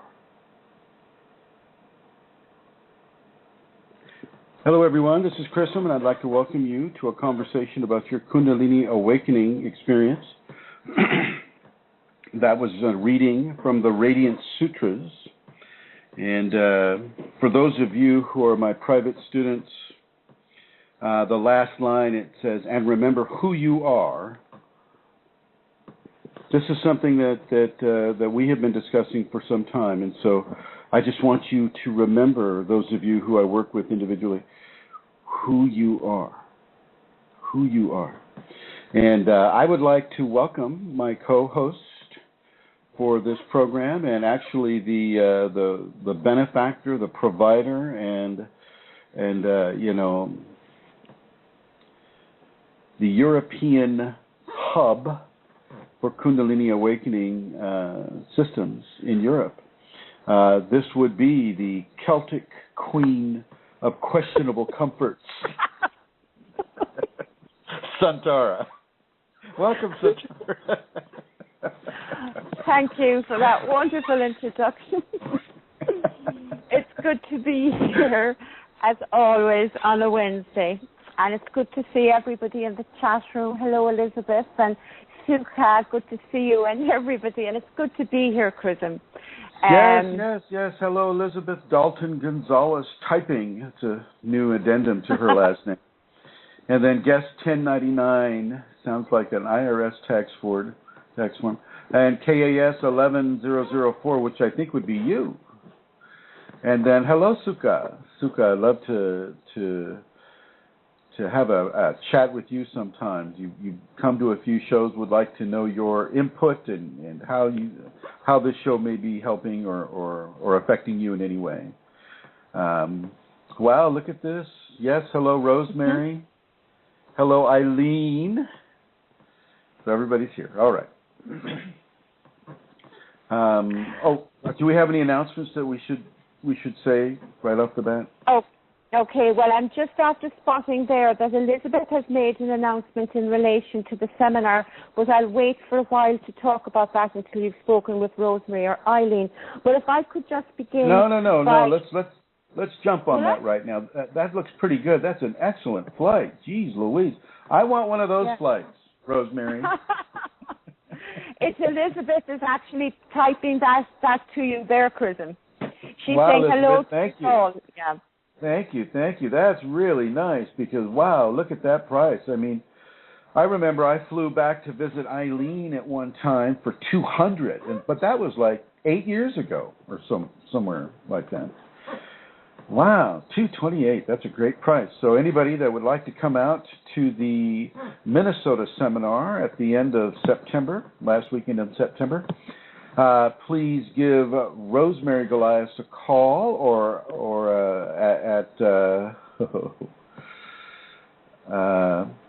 we're just going to bring her right on here now. Hi, Rosemary. Make your announcement. Yes. The phone number, please call me, 614-522-3161. And if you prefer email, would be rosemaryg@usinternet.com. And we are having conversations with people like Elizabeth more often and closer to. So that is always. I missed that last part. I'm going to assume that is always an extreme joy and yes, blissful event. Yeah, a version of that is what I said, but I like yours better. Okay. All right. Well, hey. Well, thank you. And did you see the price, $228, that Elizabeth posted up here? I didn't see that, but she mentioned in an email about it. Great price. Let's look into that for people. Yes, and that's from the Northwest on Delta Airlines, and she says that's a round trip. So that sounds wonderful. It's a great price. Gosh.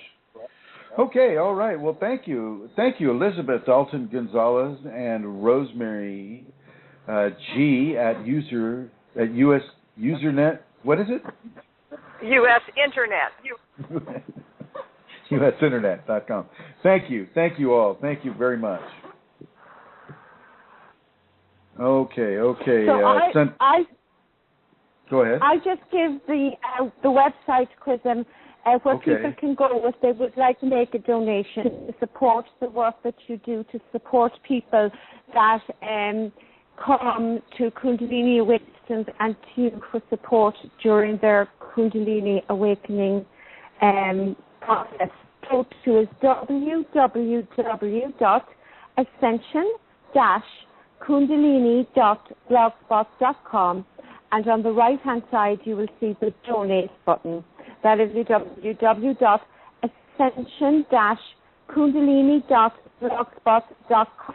And if you don't have a pen with you, you can just Google Ascension Blogspot and you'll get the address on a Google search. Thank you, Amelia Santara. Okay, everybody, we're going to get this show on the road. There is no image you can hold, no thought you can think that encompasses the Great Self. And this is so true. I'm reading from the first paragraph of the Radiant Sutras. This one happens to be on page 251. There is no image you can hold, no thought you can think that encompasses the Great Self. It's just not possible within the 5 sense paradigm. So, for instance, I've had my Kundalini awakened for a few years now. And when I placed my attention at above the, shall we say, the third eye or the sixth chakra, everything becomes taken into the only way I can describe it is a level of infinity. So the top of the head and the forehead and, around behind the back of the head, that all just kind of disappears. If you follow the symmetrical circular explosion, of a flower or something of that nature, you can kind of see that reflected in if you were able to picture it, you'd see a sphere that just keeps getting broader and broader, wider and wider, more and more encompassing more and more, and this is how the Kundalini comes to me when I place my attention at a certain area within a certain context and concept of the Kundalini. This is one of the areas that I tend to visit regularly. I tend to place my attention there and just kind of feel what the multiverse, the omniverse is saying. And it's so true. But when the Radiant Sutra says there is no image you can hold, no thought you can think that encompasses the Great Self, that is true if you're looking at it from an outside-in vantage point. When you look at it from an inside-out vantage point, it might be better to write it this way. There is no image you cannot hold, no thought you cannot think that doesn't encompass the great self. So when you look at it from a Kundalini perspective, because grace has its hand upon your shoulder and is changing you from your atomics, from pre-atomic structures, all the way up through the actual mature organism, it's changing the individual completely changing it.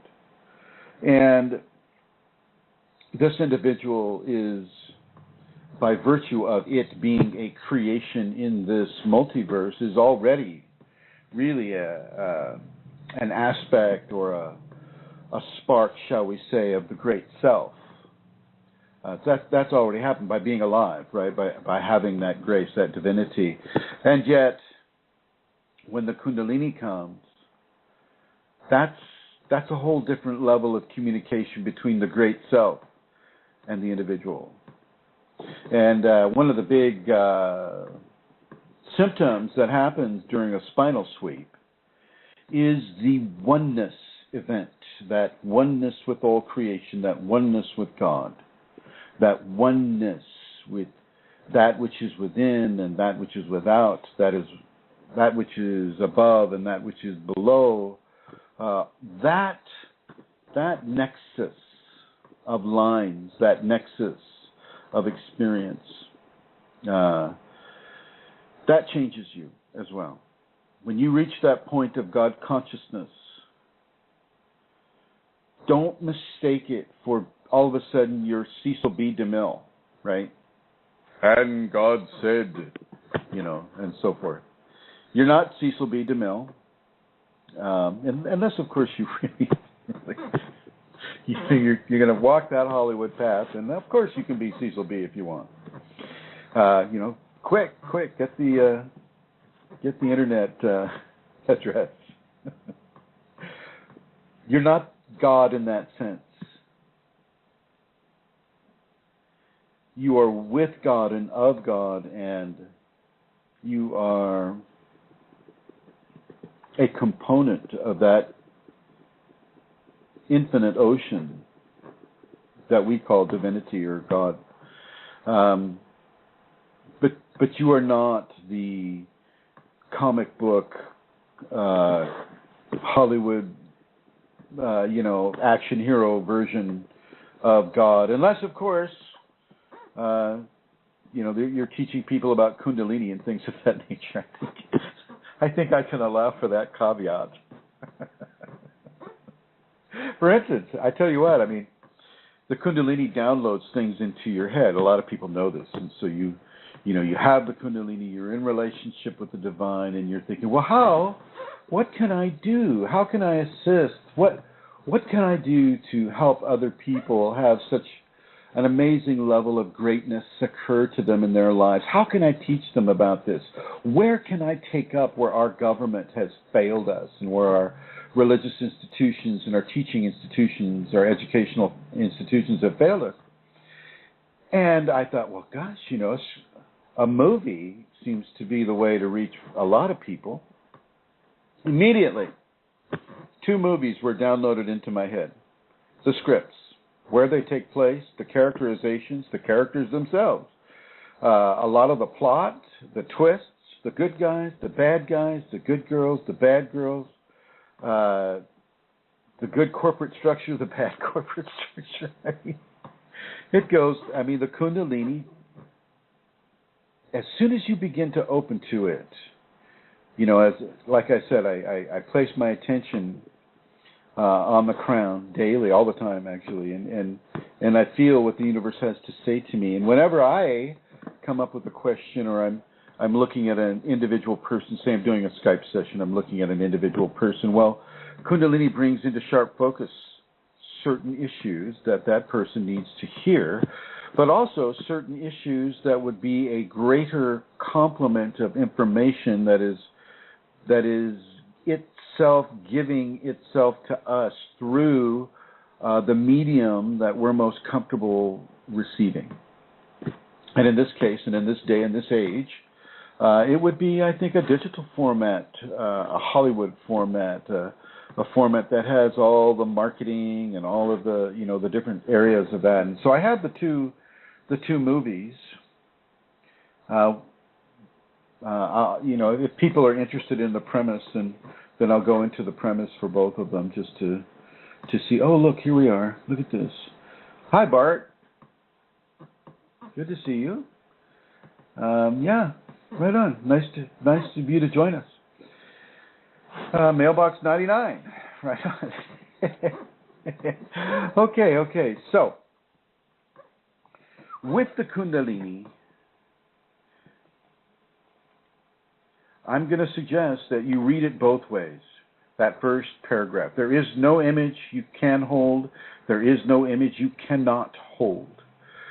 There is no thoughts you can think, no thoughts you cannot think that does or does not encompass the Great Self. And then as we continue this sutra, your essence is immortal and unchanging, yet it is the foundation for all that moves. All that moves is another way of saying change. So basically, your essence is immortal and unchanging.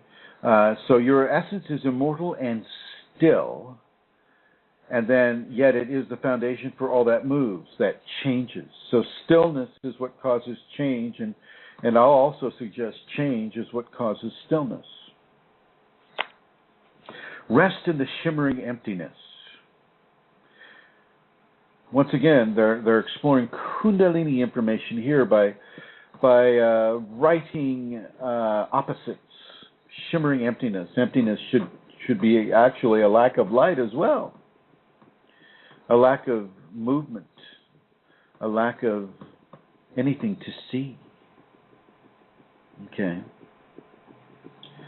But they're suggesting you rest in the shimmering emptiness because it's that Kundalini radiance, it's that Kundalini energetic expression that is coming out of you, even in the spiritual form, even in the form of the physical, the full-on physical, daily, 8 to 5, whatever person, the Kundalini is still expressing fully through. It's just focusing in different areas, allowing that person to have that job or drive that car or get those kids ready for school or do whatever.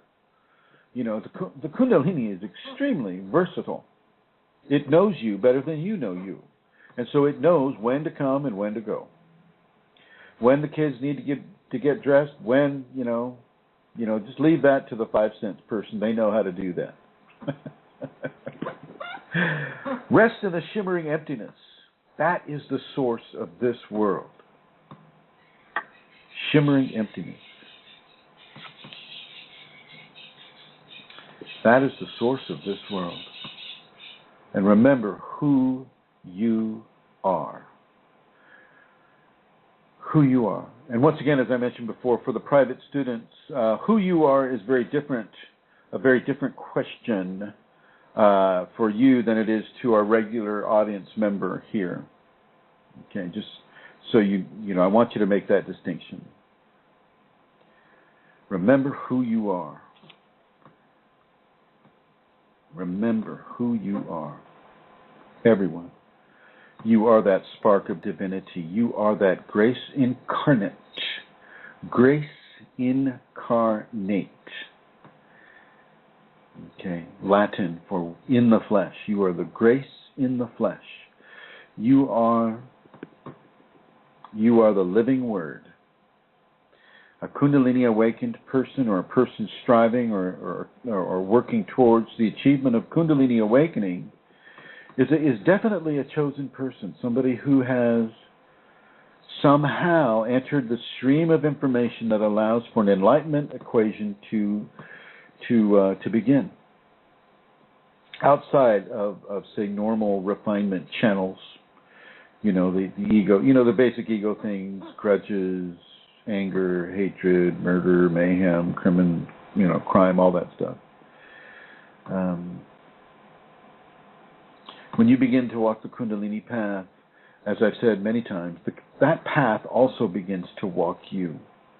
And you begin to be compelled to work and express your life within the understandings of trust, love, forgiveness, patience, honesty, truth.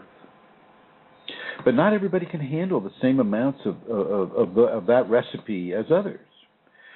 And this is, of course, where forgiveness comes into a great service for people. We'll say, on a scale from 1 to 10, 1 being the easiest and 10 being the worst, a person might respond to pain levels at say, number 6 far differently than the person next to them. We have different karmas. We have different physiologies. We have different psychologies. We were raised in different families. We were programmed in similar but different ways. And so our response to pain is also going to be similar but different. And so the Kundalini recognizes this within the individual. Kundalini individuates people. Just as when you're in the God consciousness and you look out upon the environment and you can see every twig, you can feel every pebble, every speck, everything, every speck of dust, every drop in the sea, everything you feel at the same time, at once. But you're energizing and balancing and awakening, in some cases for people, the Kundalini within them.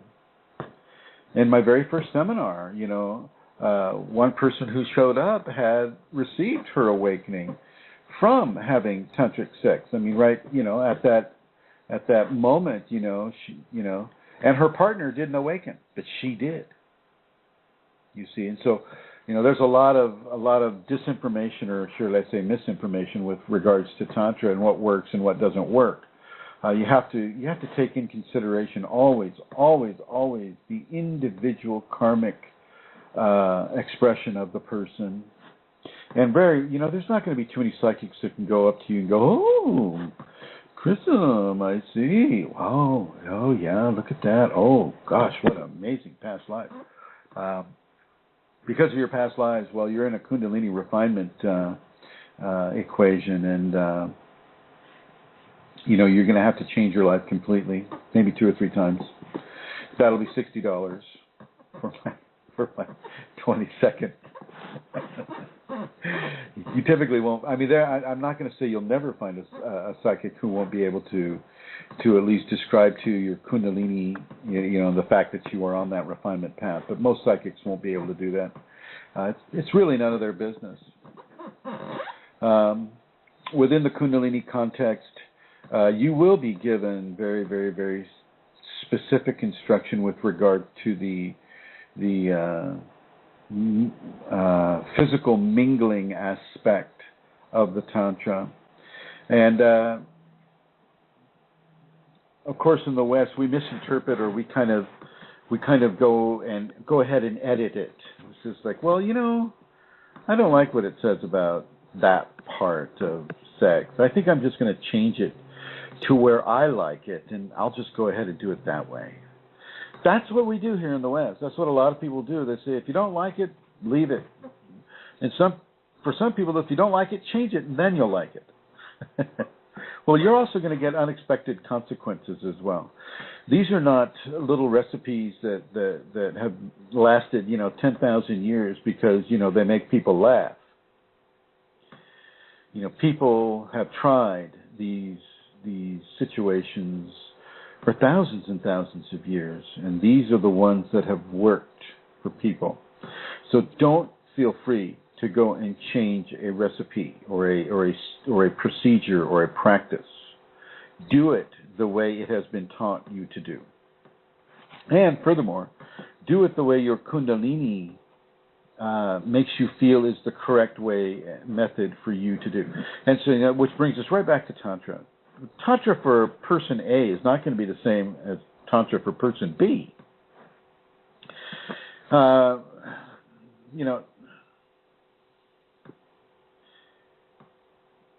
In the West, there's always going to be a level of interest with Tantra because it's a sexual thing. And because our society is so pulled this way and that way with sexual maturation occurring within the population, whether you could see it or not.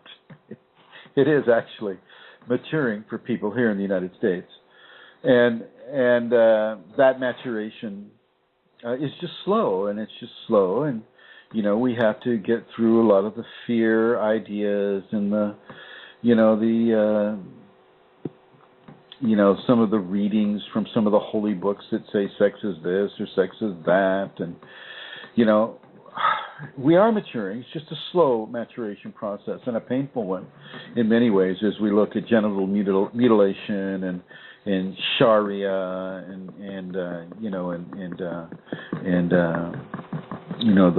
the bondage of young people enslaved by religious organizations, whether it's in Ireland or Italy or United States or China. A lot of these things, it's all attributable to the one subject of sex. And within the Enlightenment process, people are, as we speak right now, they're working the tantric angle. And I'm supportive of the tantric angle. I think it's very, very important for people to know about themselves and to know what their options are, what the greater options are, especially within the Kundalini context, where the Kundalini can just take your libido away, gone, never to be seen again as far as the person knows. I get the question quite a bit. Well, what happened to my libido, Chrism? What did I do to make the Kundalini angry? I can't have sex. I'm running out of excuses for my wife. And it reminds me of that line from Braveheart, where the French assistant to the new queen princess says, "The English don't know what a tongue is for." Well, there's my very first Tantra joke of the session. Okay. So within the whole ideology of Tantra, it is the sacred male and the sacred female interacting with each other in such a combination that allows for the Kundalini to be awakened. First of all, you're going to have a karma that allows for this to happen. And for those of you that are kind of thrown off by the word karma, let's just call it destiny. You'll need a positive destiny marker, to have the Kundalini awaken within any kind of practice or commitment that a person is making towards that activation or awakening. Okay. Karmically, from a destiny aspect, you're going to need to have a positive indication, from your higher mental functioning self and your spiritual self, that the Kundalini is the route that you're going to take. Typically, this is so, or you don't even get to really know the word Kundalini. It's not really something that comes your way. You don't read it in books or magazines or see it on TV. Probably the closest thing you'd come to it is Kundalini yoga commercials on the internet or something like that. If that.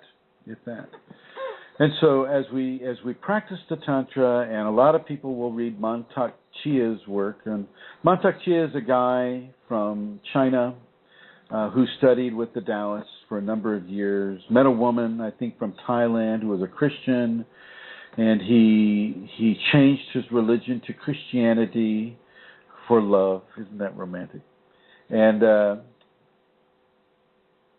And so he and his wife have written all these books about the Taoist or the Taoist secrets of sex, the Taoist secrets of this, and that. And I think, the information they give out is actually quite powerful, quite, potential for quite a bit, but they have no idea about the Kundalini and what it is they're really bringing onto their people when the Kundalini is awakened through those techniques. And they don't give any follow-up. They don't give any, it is what it is. People will do they'll find what they need to find. All right, and I'm looking here. Looks like we have a person. I'm not sure if that's a question coming up or not. So I will continue. If you do have a question about Tantra or about your Kundalini awakening experience, any aspect of it, please call in United States area code 347-934-0026, 347-934-0026 to call in. And looks like I'm going to ask Her Holiness to come on board. So Santara, could you come online? She's waking up. Get up. I'm up. I was speaking with somebody on the other line and I came back. Oh, they're listening. I got you. Okay. Oh, have you listened? Okay, yep, I see it. Thank you, my dear. Go back to sleep. You're welcome. Okay. All right. So let's go back to Tantra. There are many forms of Tantra. Tantra comes in many, many different ways. Tantra, to one meaning of that word, there are many different meanings of the word Tantra. It's a Sanskrit term.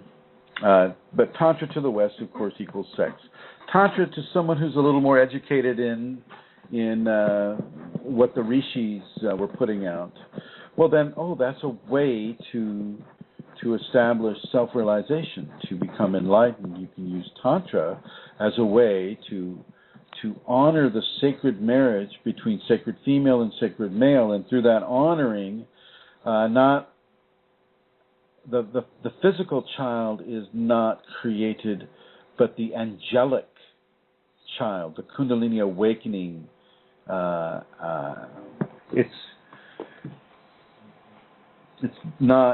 It's a timeless moment because it's not wrapped up within time, but within the time stream, that length of time that the person is within that expression is different for each person.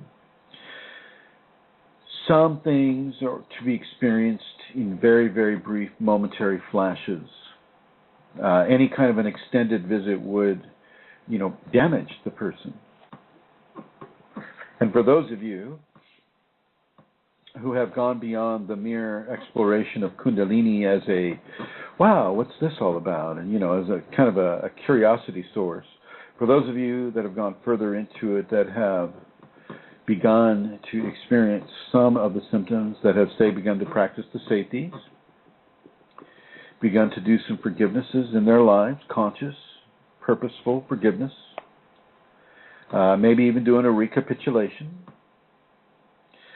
People, you have to understand that the safeties protocols, which is what I'm taking from right now, the safeties protocols are a standalone activation equation for Kundalini. You do the safeties every day, twice a day, say within 30 to 60 days, you're going to have a Kundalini activation. But you have to really do it. You can't just pretend to do it. You can't go, okay, I'm going to do the safeties, but I don't like that fourth Tibetan. It's just too hard to do, so I'm going to skip that. But I'll do all the rest of them. Okay, you don't get to do it that way. You do them all or you don't do them. Now, you can do them sequentially in a sense, so just to build up strength. So, for instance, when you just start out to do, the 5 Tibetans, I only want you to do 5 or 6 turns to the right, not 21. I only want you to do, 3 to 4 of right number 4 when you get to that. So you do 5 or 6 of the spinning, and then you lay down and you do 5 or 6 of the second Tibetan, third Tibetan, fourth Tibetan, fifth Tibetan. I don't want you trying to do all 21 or trying to be, super yoga dude or dudette and say, oh, I can do that, and there you go, hurting yourself. Don't do that. Don't let your ego determine how enthusiastic your practice of the safeties is going to be. Let your higher functioning self begin to make those determinations.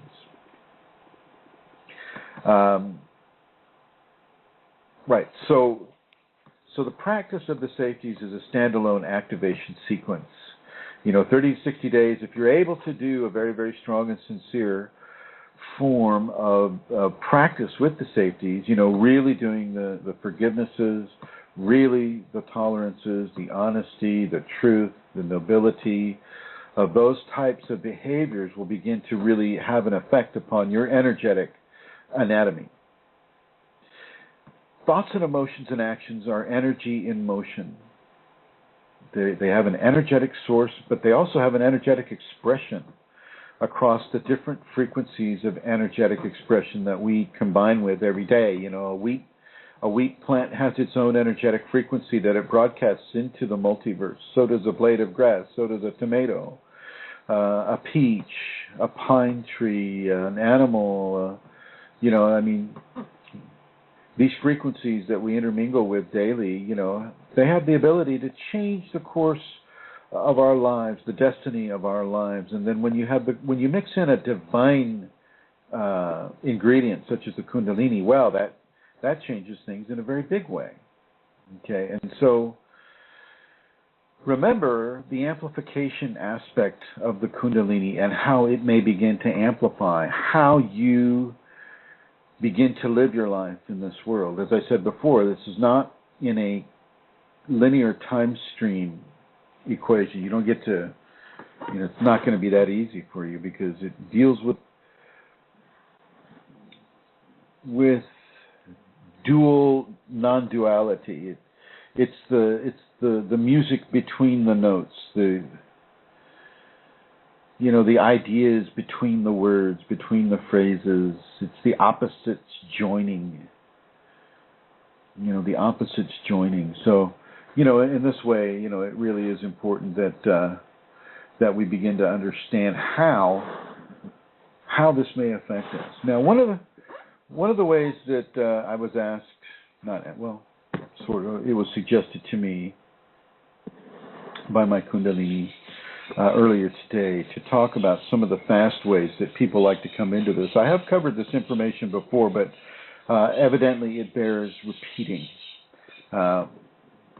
If you're not into drugs, if you're not into, changing your religion, becoming a Hindu, becoming a Buddhist, becoming this or that, if you kind of like who you are and how you are at this moment, then a lot of you are just going to go ahead and explore your own Kundalini your own way, and I think that's great. It's typically a longer, harder path because you're, but not so much these days. There's a lot of information on the Kundalini out there if you're really focused on looking at it and looking for it, and the Kundalini can really develop that level of focus in a person. So. A lot of people are going to try to explore Kundalini through sex because they've heard of Tantra, and in the West, and I'm not going to say for all people in the West, but certainly for a good general amount of people in the West, Tantra equals sex. It equals the male anatomy blending with the female anatomy. Okay. That is also used for procreative purposes. And, people are going to do this because, it's, as far as I know, and I'm not sure about this, so you may want to check with your local authorities. I believe Tantra is legal in the United States. Now, that may be changing, the Supreme Court and all. But Tantra at this point, I think, may be legal in the United States. And so a lot of people are going to practice it as a pathway towards enlightenment. And it, Mantak Chia, he talks about it a lot, and the Taoists, the Taoists, the Taoists of ancient China and actually today's China, they like to practice the many different ways they've come up with to try to control the Kundalini. They really like the controlled thing. Okay, and I'm not going to deprive them of that. And Kundalini has come through them as it has come through, almost all of the cultures of this world and given very specific information for the Taoists to practice. As a matter of fact, we use some of the Taoist techniques in the safeties protocols. And so I'm certainly not coming down on the Taoists. But where say the Taoist ideology and say the Kundalini as it comes through me separate is really in the level of control and who is really in charge. And, is it the ego self that knows more about the energetic anatomy of the individual, or is it the divine self that, knows more about that area of the body? And I'm always going to go with the divine self. It has no barriers. There is no veil for the divinity within. Okay. But I agree with a lot of what the Taoists say, and I like a lot of some of the more interesting techniques that allow for a stronger flow of the energy, like tongue up. Your tongue tip up behind your upper front teeth. That allows for a more complete and balanced flow between the upper and the lower, and that's fairly essential. And to the degree that genetically, many of us that are predisposed towards having the Kundalini also have a resting lingual position that allows that tip to be in constant contact. Constant contact if you're not eating or doing whatever you do. Okay. So the Taoists have some very, very good techniques. Their sexual techniques, however, they tend to... Yeah. Well, I guess I have to talk about it. Okay. So in the West, there are fairly strong preconceived notions about what is and is not a beneficial sexual composure to have within a religious or spiritual seeking equation. Within the Kundalini context, this has been studied and applied in many, many different interpretations within the belief system of Tantra. I say belief system because it's as much a religion as it is a series of positions for better sex. I mean, it's really not even about the better sex. It's far more about